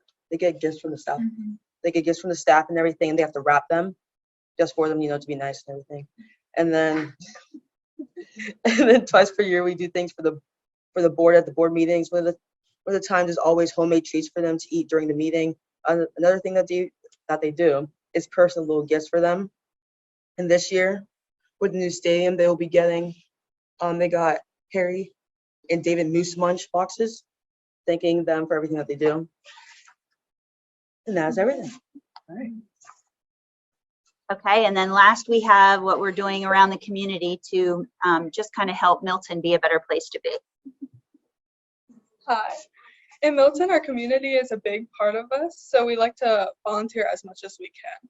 We clean up around the area. Each club takes a time, and we each pick an area in Milton, and we clean up as best as we can, picking the trash off the roads and just making it look better and making people happier. We also work a lot with the Salvation Army here in Milton. We've done bell ringing during Christmas time, and we've also, last week, we went and we helped families that don't have as much. So we got them presents for their kids and turkeys and pies, and just being able to see their faces makes you realize how much they care and how much you've done for them. So that's a big thing that we do. Our football team also does weekly food boxes to help out at local churches and unloads boxes for them and donations that they have come in. We volunteer a lot at the elementary schools. Sometimes they need help doing their bigger activities, like their field days and their just some class activities. So we like to go in there as much as we can just to help out. During Christmas time, we also adopt children from something called an angel tree, where you can pick a kid off a name off the tree who doesn't get as much, and we work as clubs to get Christmas gifts for them. And throughout our school during Christmas time, we also have trees in several different hallways, and we put gloves and hats for the giving tree. Yep. That we just give out to the community for people that need warmer stuff. Oh, we have a lot of senior citizen homes around the area that don't really get as many people going in for them. So we like to take groups in there and play games with them and build puzzles with them. And they also tend to paint their nails. I know they've done it this week and they're going to do it again. Oh, we also, for local animal shelters around the area, we like to provide blankets and toys and foods and treats for all the animals that maybe they don't have enough resources for. And for trunk or treat during Halloween time, we like to, every club decorates a trunk. Every club decorates a trunk, and we get about 550 kids from the community, which is a lot of candy. But it's one of our favorite things to do, and we really do come together as a school and a lot of different clubs just to get as much candy as we need for the students. You guys do some really cool stuff. And yes, our School Mark folks are looking forward to working with your school. You mentioned rebranding at the very beginning. Yep. We've started the process, and Correct. we're going to see where it takes us. And hopefully by spring, we're going to have some answers and ideas and stuff like that. So we're looking forward to that. This is going to be pretty cool. Yeah, I'm really excited about it as well. We came back from the event at Bellefonte, and the kids were really hyped up about it, super excited to start something. And the very first thing we talked about doing was painting parking spaces, because that was the thing they wanted to do first. Unfortunately, because of the time we were in the season, I contacted a couple of friends that I know that have painting businesses, and they have donated all their extra paint. Like once they're done with a job and they're not using that paint anymore, he had gallons and gallons of paint for us to use. So now we have it all collected and ready to go for in the spring. So that's one of the first events that we'll be doing, like not one of, but it's one of the events that we're going to take care of in the spring with the kids. Cool. Folks, local business connections work. They work, and there are local businesses in every town that want to help their school. They never get asked. Yeah, the guy with one of the guys with the painting business contacted his painting connection at Sherwin-Williams. He's like, I spend so much money there on paint that they donated 10 gallons of just mixed up paint that the people didn't want the color. Cool. There we go. Ange, appreciate your time. Thank you very much. Go ahead and deactivate at your end. All right, we're going to move on to our next segment. And for our friend Judy Richardson from Solanco, Judy, go ahead and activate your camera and microphone. We'll make sure everything's working right here. Judy's from Solanco, Southern Lancaster County, Solanco High School. And for folks who aren't familiar, Jostens Renaissance has been around for over 30 years. And an idea that has been around for a very long time, I think, is the idea of rewards cards. And Solanco is a school that does this kind of a program with their students, rewards card. Okay, so I'm from Solanco High School. Solanco stands for Southern Lancaster County. So we are the entire southern half of the county. To put it in perspective geographically, if you start in the northernmost area of our district, it'll take you a good 45 minutes to drive to the southern end of the district. So our students, we have about 1,000 students in the building, 9 through 12. We have about 100 that are full-day CTC students out of that. So we've been working with Renaissance for many years. I've been with Renaissance for about 6 years trying to bring the program back, because a few years in the teens, let's say, our program kind of fell off a little bit. So I've been working, trying to bring it back. And our card program has always been here, but this year we changed some of the parameters. So earning a card has always been based on 3 benchmarks, 3 parameters: attendance, academics, and citizenship, which is behavior. And students have to attain certain levels to get different level cards. So we have 4 levels of cards: gold, silver, black, and white. Gold is the most coveted card. It gets you the most rewards, but it's also the hardest to get.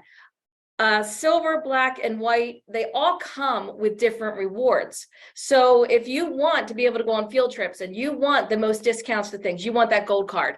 And currently we have about 308 students that earned a gold card. We have 223 that earned a silver this marking period, 107 black, and about 24 white. So that's 662 students that earned a card based on their first marking period grades.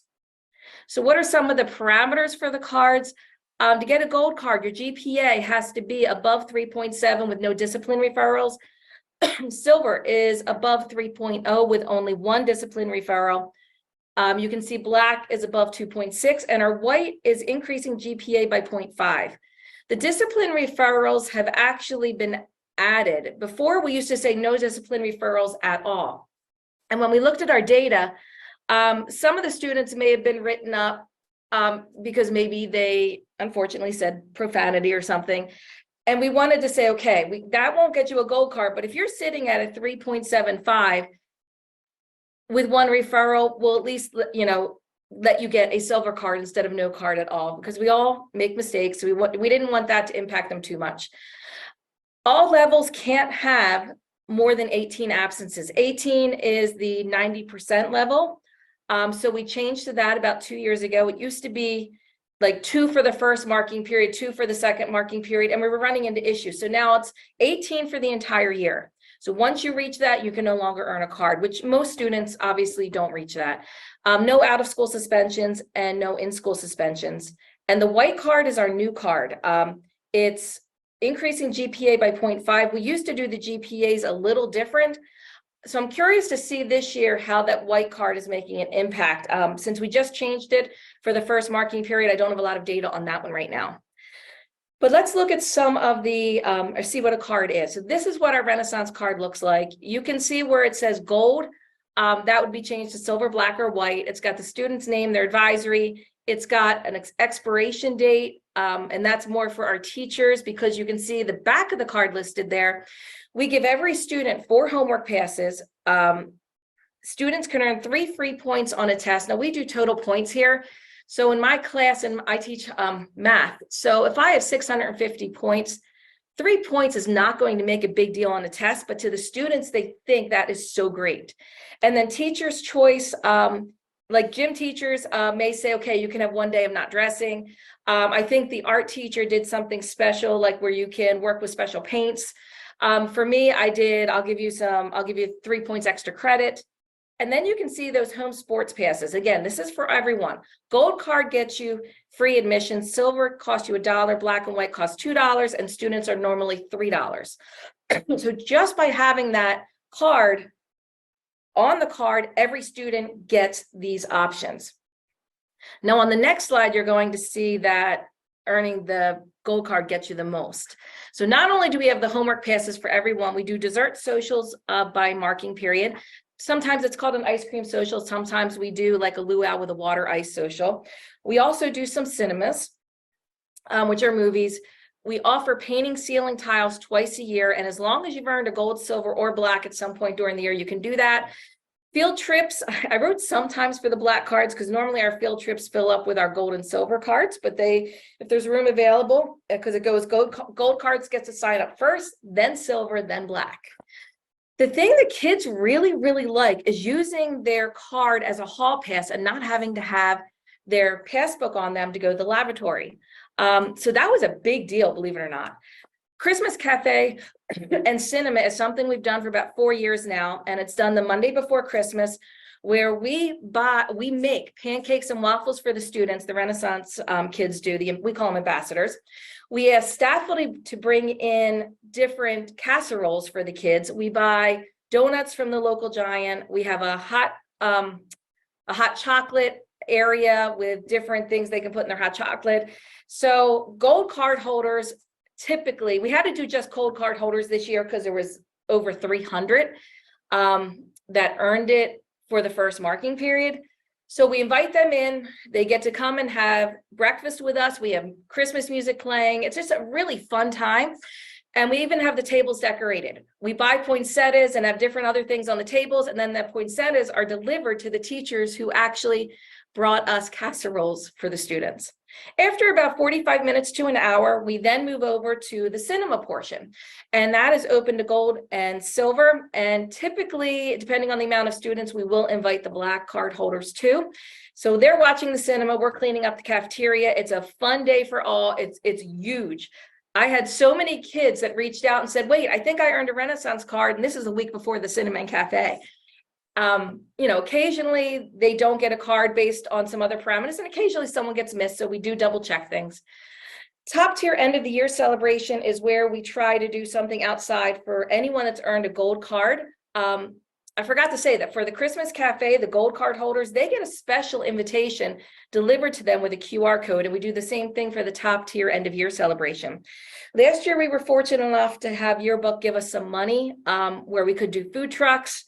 This year, we don't have as much financial support because the school itself doesn't give us money. We have to go out to businesses and get donations from parents, and we do a great job. We typically bring in about $2,000 a year, but I just don't have enough in the budget to do food. So we were thinking the top tier end of the year celebration will be fun games outside, and maybe we can bring in like an Annie Ann's pretzel food truck or an ice cream food truck. Every student that earns a card is also given cafeteria coupons. It's 50 cents off, which is like a bag of chips or something like that. But a big thing with our businesses is on the next slide, these are discounts that having a card gets you in the community. The Daily Grind is our local coffee shop, and they are amazing because they support us in so many different ways. But the kids can get different percentages off there. Dolce Vita Pizzeria in the Buck, that's another place that does a lot for us. Two Cousins Pizza, Village Green Mini Golf, and you can see even Strasburg Creamery. So Village Green and Strasburg Creamery are not actually in our district, they're in LS, but they still, want to help us out and celebrate our kids and give them discounts in the community. So I tried to do that really fast. The card program is huge at Solanco. I mean, the kids want to earn the card, they want to get those discounts, they want to get the rewards. And I can't say enough good things about it. We've tried different things. I know some schools do theming for the year. We do not.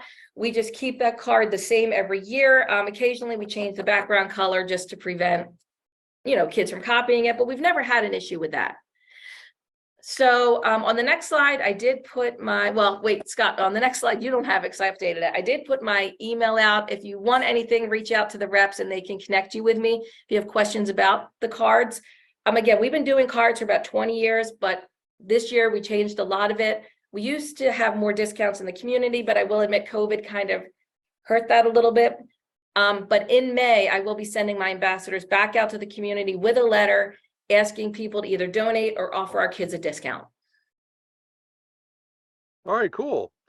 Judy, I tell you what, before we let you go, I do have a question. I'm going to put this back up on the screen.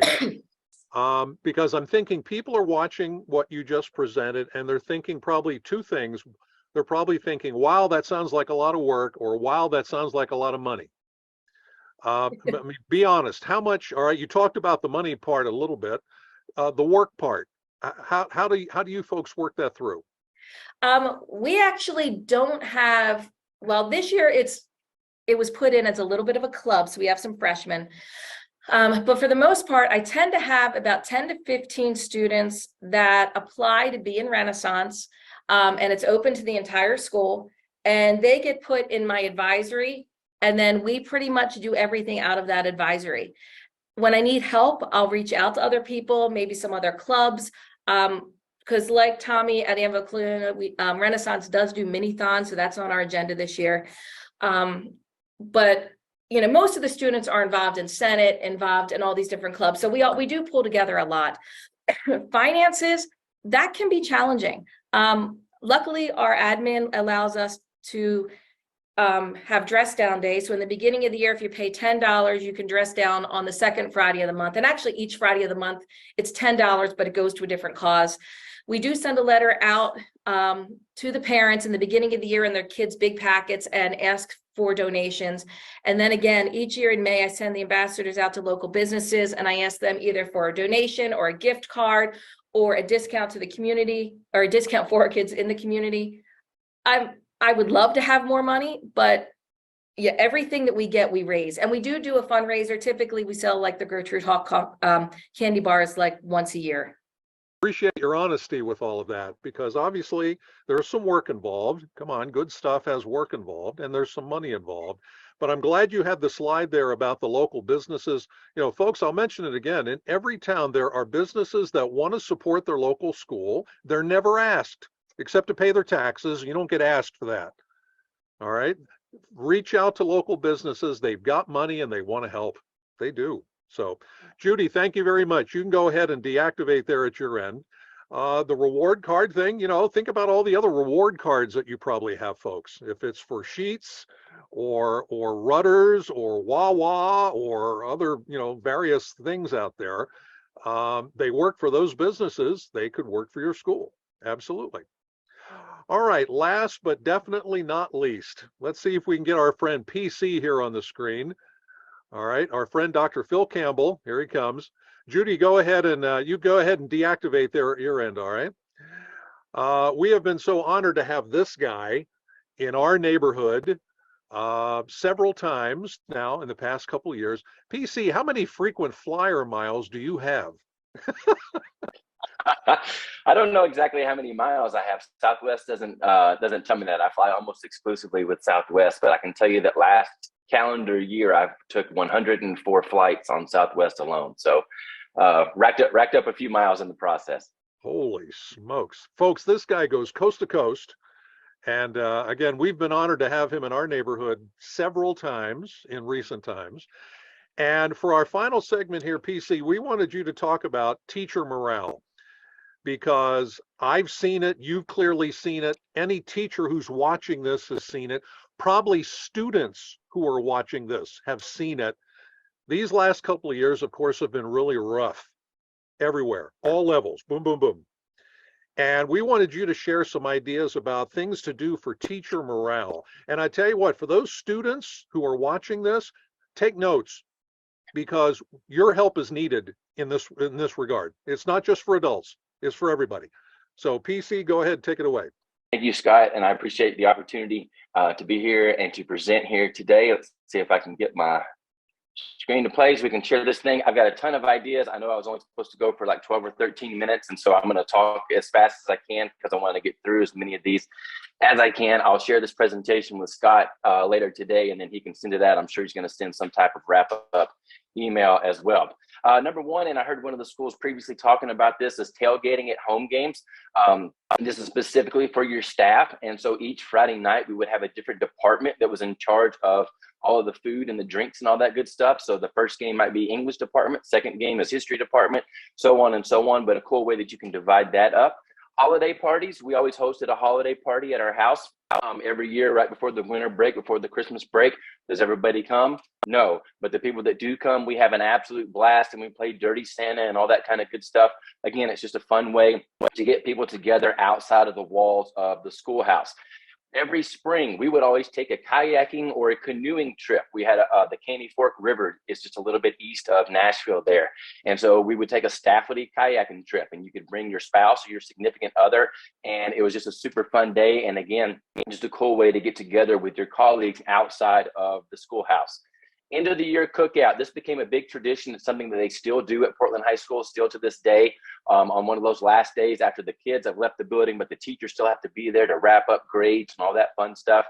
We would bring in all these grills, and we would have steaks and pork chops and all this like different food. And it was just a fun way to kind of end the school year and to be able to break bread with your colleagues. Group outing during the summer. Think about things like baseball games, picnics at a park, going to a water park, an outdoor movie night. If you have a portable big screen that you could put up out on your football field or somewhere in a parking lot and play a movie out there. Again, is everybody going to come? No, but we're going to celebrate and we're going to have fun with the ones that do. Staff-Buddy Talent Show. We would do this one at the end of the school year. This was part of our senior week. And so it was specifically for the seniors as a way of saying thank you and congratulations for getting to this point in your educational career. But it was also a huge team builder, and just like it built so much camaraderie between our staff members as well. Some of them could get up there and legit sing, play guitar, like do cool stuff. We had a group of ladies that were the glow girls, and so they would literally cover themselves in glow sticks, and the lights would be out, and they would do these dances. A lot of different things that you can do there with the Staff-Buddy Talent Show.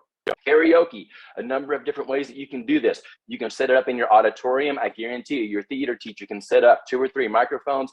All of the songs are on YouTube. You plug your phone in, you've got karaoke right there at the school. Or maybe you have a local establishment that you can go to for a karaoke night as well with your staff. Prizes and or games during staff-buddy meetings. Almost every educator dreads the staff-buddy meeting because a lot of times it's things that are getting said in there that could have been written in an email, and it wastes a lot of our time. It's like, let's just be real, right? But how can we add some fun to those meetings. And so maybe you're giving away some prizes, maybe you're playing some games, some icebreakers, whether it's at the beginning or at the end, doing some different staff-worthy shout-outs, some recognition ideas. How can I flip the script on that stereotypical staff meeting? BYOB, in this case, stands for Bring Your Own Banana. This is a popular idea in the Renaissance community. So on a day of a staff meeting, I put bananas in every staff member's mailbox. I make an announcement that day. Hey, before you come to the staff meeting, make sure that you go and you check your mailbox. They go in there, they get the banana. They're like, what is this for? But then they come into the staff meeting and I've got ice cream, I've got Hershey syrup, I've got sprinkles, and it's a banana split party. And it's my way of saying, hey, thank you for everything that you're doing here to make our school the great place that it is. We've got this, we're gonna get through this thing. And I'm super, super proud of you. Taco bars during open house or parent teacher conference night, or any type of food, really. Sometimes we would bring in pizza or different things like that. But when you have those parent teacher conference nights, make sure that you provide food and drinks for your staff members there as well. Student council can provide lunch at the beginning of the school year on those staff development days where the staff has to come in. I know every district's a little bit different, but ours was usually 3 or 4 days before we had students in the building. So on one of those days, our student council would cater the lunch. And in addition to that, they would then have the opportunity to introduce themselves to all the staff members. So it was a great way for the staff to get to know them, as well as for the students to get to know some of the staff members. Staff-worthy music video. This became a yearly tradition for us as well. It started out, this was way back in the day. We did Call Me Maybe. And so we had all the different scenes from in the schoolhouse to on the school bus and around town and all that good stuff. But it was just a lip sync video of the staff doing something to a song. We've done Taylor Swift, Shake It Off. There's a ton of different ones. But again, it's a fun thing and the kids absolutely love it. We would show that on our first day of school, our back to school bash event. Game nights or trivia nights, and you can use your Renaissance kiddos or your student council kids to provide childcare in the gym. And so maybe it's just a 1-hour event where you have different games, or you have the trivia night, you got the childcare built into it. And again, it's an opportunity for your kids to build some relationships with your kids and with yourselves as well. Just a cool, easy idea that you could do there. Going back to the staff meetings, instead of standing up there and talking about things that, again, could be sent out in an email, what if every staff meeting you had a random walkabout with random partners, 20 minutes just to get to know other people about things that are not school related? So think about questions like, if you could travel anywhere, where would you go and why? If you could see any band perform that you haven't seen before, who would it be and why? What was your favorite memory as a child? Let's give our staff members the opportunity to get to know one another on a personal level, to establish some of those relationships. Because again, if we don't have the same planning period, I never see you. And if I do see you, it's just in passing. And it's like, hey, how's it going? Oh, I'm doing great. How are you doing? Oh, I'm doing great too, right? Like the world could be falling down around us, but the answer is always, I'm doing great. How often do we create these opportunities intentionally for our staff members to be able to cultivate and establish relationships? Easy idea that you can do right there. Escape rooms, I know those are like wildly popular amongst all ages. That's something that you could do for a staff meeting as well, or a breakout room, put them into grade levels or in departments for competitions. Scavenger hunt, this could be on campus or off campus. My friend Julie Diaz did this every year at Travis High School. I actually have the instructions and I can send those to Scott so that he can send those out as well. It was a really, really cool thing that she did down at Travis High School down in Texas. And so there'd be different things like you have to go to the local fire department and take a group picture with the firemen. You have to go to the local Chick-fil-A and take a picture with the manager that's on duty, and all these different things that they would do for the staff scavenger hunt. It was cross-curricular team. So again, I'm establishing relationships with some people I don't normally see, and I'm getting faces out into the business community. I'm establishing some of those community partnerships in the process. I love that idea there. Hobby groups on your campus. Think about things like a running team, a scrapbooking club, yoga club, bar club, sewing club, anything that your staff members might be interested in and might want to be involved in. Again, is everybody going to do it? No, but for the ones that do, it gives them something to belong to and something to look forward to, whether it's once a month or once a week, however it is that you set that up on your campus. Friday donuts and coffee. And maybe you can't do it every Friday. Maybe it's just the first Friday of every single month. But again, something to look forward to for your staff member. Classroom yard sale each semester. My educators, you know, stuff builds up in your room. You have all this stuff, like it's just everywhere. Anytime you have to move classrooms, right? It's like amazing how much stuff you have. And you're like, I didn't even know I had that thing, right? So at the beginning of each semester, have a classroom yard sale. All the things that you don't need, put them on the table outside in the hallway. Other teachers can come around and take what they need. Stuff that you don't need, donate that to a different school in the district, or maybe there's some school supplies that students that have needs that can't be met by their parents or adult supporters, that they could have those as well.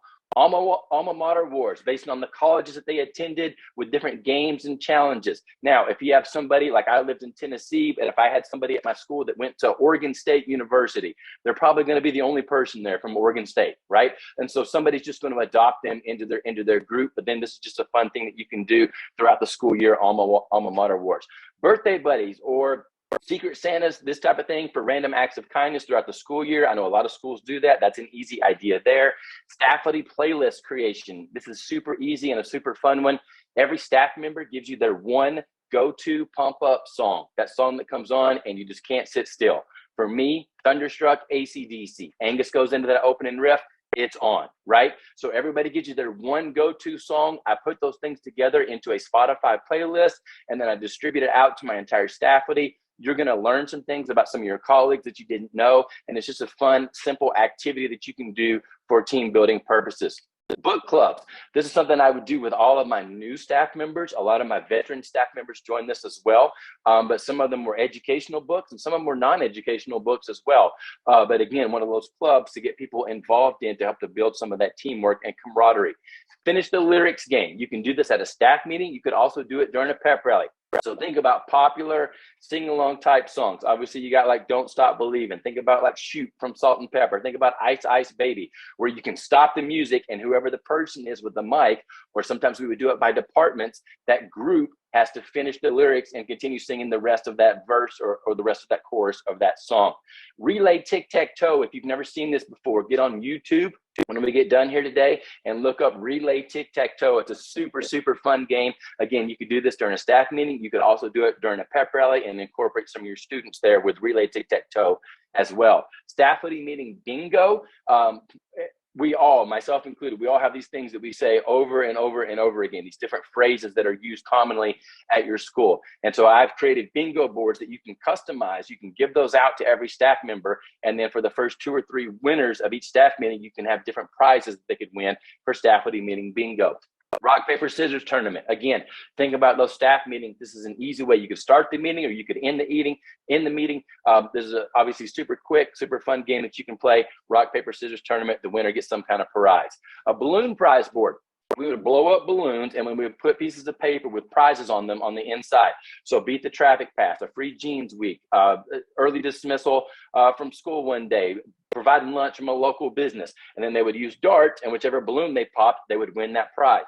Now, if you don't trust your colleagues with sharp objects, which I get in some cases, maybe they have to pop the balloon by sitting on it. There's obviously a lot of different ways there, but again, just another idea that you may be able to find useful for your campus. New teacher welcome baskets, and this goes for all of your staffity members, so your secretaries, your bus drivers, anybody that's working on your campus. Before they ever step foot in their classroom or in their office, I have a basket on their desk full of Sharpies and ink pens and Post-it notes and all the things that teachers need, right? I've got some school swag in there so that they have something to wear on that first day of school or that first school spirit day. I've got a yearbook in there from last year so that they can start matching names with faces, but I want them to feel welcome and acclimated before they even step foot onto our classroom. Staffity shirts. This is an easy thing that you can do. Every school year, we would have a different staffity shirt created, and it can be very simple. The first year, ours was literally just a purple t-shirt. It had a panther paw, and it said PHS Staffity, and I would hand deliver those to every single staff member and say, hey, thank you so much for everything that you do here. We're going to wear these on the first day of school. We're going to have an unbelievable year, and we are so honored and so glad to have you as part of our staffity here at Portland High School. A field trip. This is something from an administrator perspective. Sometimes I would surprise them. And so we're going to have a staff meeting today, but then they come in and I say, nope, don't even sit down. We're hopping on the bus. And then we're going to the bowling alley, or we're going to a ropes course, or we're going to the skating rink. We're going to the movies. Again, how can I break up that monotony? How can I give back and provide some opportunities for them to have some fun in their jobs? Having a masseuse in the staff lounge during planning periods. They love that. Oh my gosh. And they can sit down in the chair and get a 10-minute massage. My staff members absolutely love that one. Tommy talked about this one, so I'm not going to go over it, but the hotel room door hanger, easy idea for your student leaders that they can do that thing there once a month.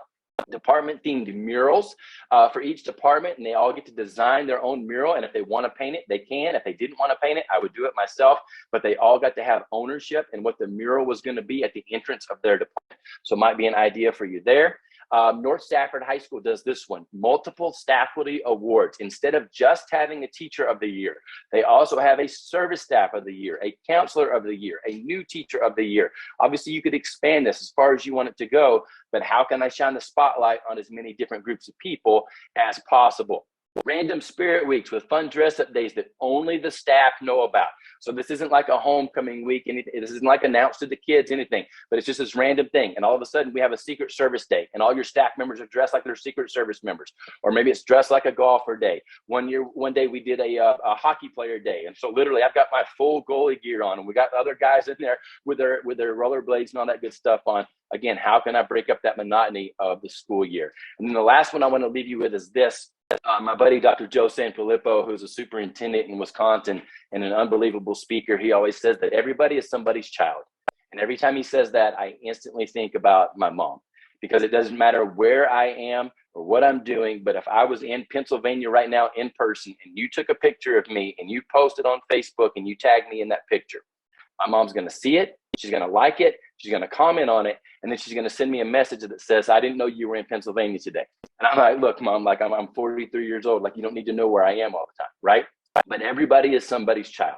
And so everybody has somebody in their life that is significant to them, whether it's a parent, whether it's a spouse, maybe it's a child, an aunt, and an uncle. Find out who those people are for your staff members. And then once a month, go through there and make 4 or 5 phone calls to those significant other people and just brag on them. And talk about, hey, we are so honored and so blessed to have Scott here on our campus. What he does every single day with our kids, the impact that he makes on these young lives is absolutely just, you can't even put it into words. And we're so grateful for everything that Scott does here at our school.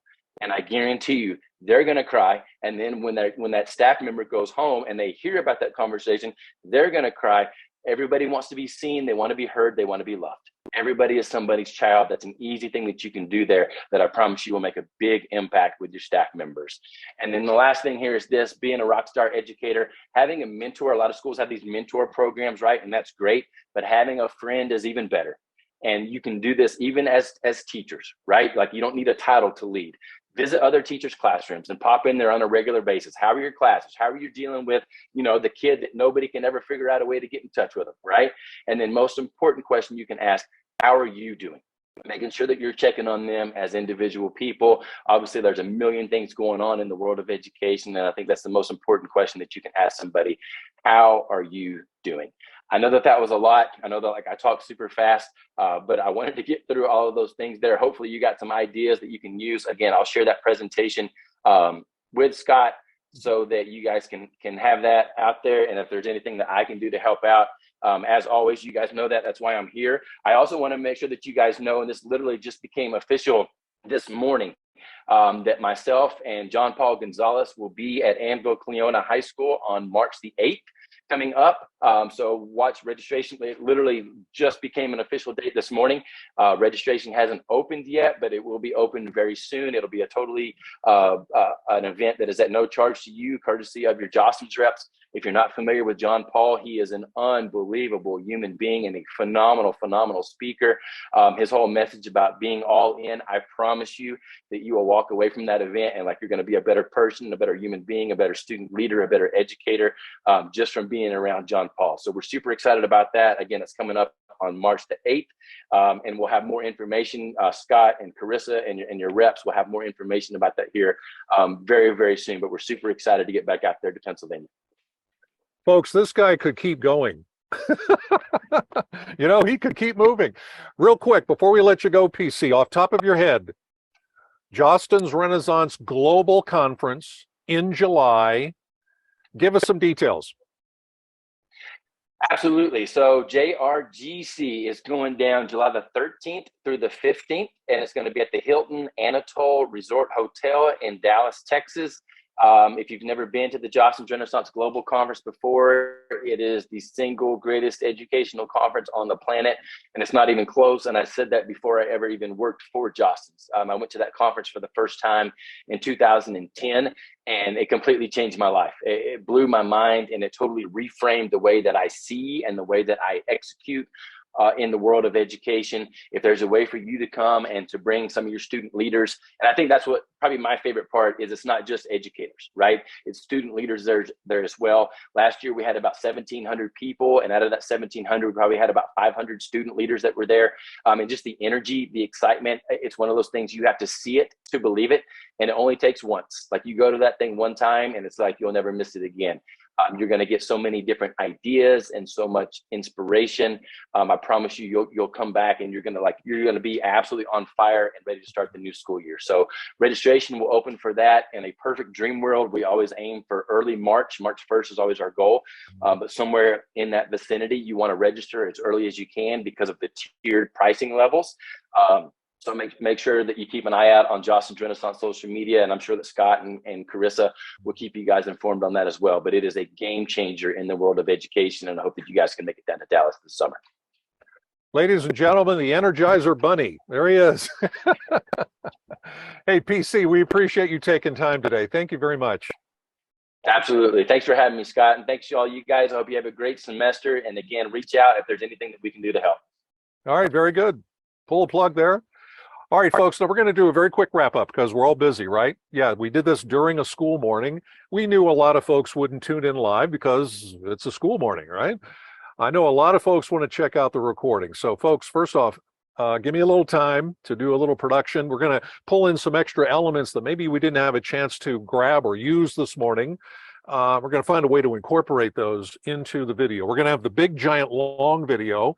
And then when we have time, we're going to kind of break it up into the different parts because I thought they were all valuable and all interesting, all had great ideas. So eventually we're going to break this up into the different kind of parts. The global conference, folks, I tell you what, find the money. It's there. It's either from your school or fundraising or something. People that have gone to that summer conference in mid-July come home different, full of ideas, full of energy. And then if you can take that and find ways to start utilizing it when the new school year begins, you will see a change. I've had multiple people tell me, best educational conference they have ever attended. And it's going to be in Dallas, Texas again in mid-July. If you're looking for information, you've never been on our website, please go, jostensrenaissance.com. Information is on there now. Registration hasn't started yet. I think, again, Phil mentioned, I think March is when usually they kind of turn that on. But absolutely be on the lookout, even if it's just a couple of people. But as PC mentioned, if you can bring a group, and especially if you can find a way to bring kids, active student leaders, oh man, this is an unbelievable event. Just find a way, find the money, okay? It's there. Quick wrap up. I'm going to share one more visual. Here it comes. And go ahead and read this over. And it's amazing. I pulled this from one of our Jostens Renaissance social media outlets. North Stafford High School is a very, very good school in Northern Virginia. Look at that statistic for last school year. And I have to admit, maybe like you read that like, oh, come on. That was my first reaction. Oh, come on. But look at that. It's true. Half of all of the students in their high school have a 3.8 GPA or higher. These folks have been a solid Renaissance Ideas school for years, and they actively incorporate it every year, all the time, every chance they get. And look at the results. That's pretty stunning. Imagine if your school had numbers like those. Any school can do it. And we'd like to think that our Renaissance Ideas are a major reason why. All right. Now, PC kind of spilled the beans very quickly. March 8, very special in-person event in Lancaster County. We're going to try to have a kind of a back-to-back sort of a thing with our friend, Dr. Michelle Carney-Rayoder. So I need to go back to work and find some dates so that what works for us and for her. but sometime in early March, and we'll let everybody know about 2 events. We got the one mentioned, we're going to have the other one. And what we're going to do in those in-person events, if your school can make it, great. If you can, bring folks, maybe multiple folks with you, great. So we'll have some more details on that as soon as we can get that out to everybody. All right, we went way over time, so my apologies for that. Appreciate all of you that have hung on this long. You can go ahead and log off. We'll be sharing out the videos as soon as we can. Let's see what we can do working together. All right, we don't know what this winter's going to bring. I keep seeing news stories like, okay, another variant. Oh, wonderful, terrific. Working together, we can help make your school a better place. So let's see what we can do. Thank you for tuning in, and we'll be in touch soon. See you later.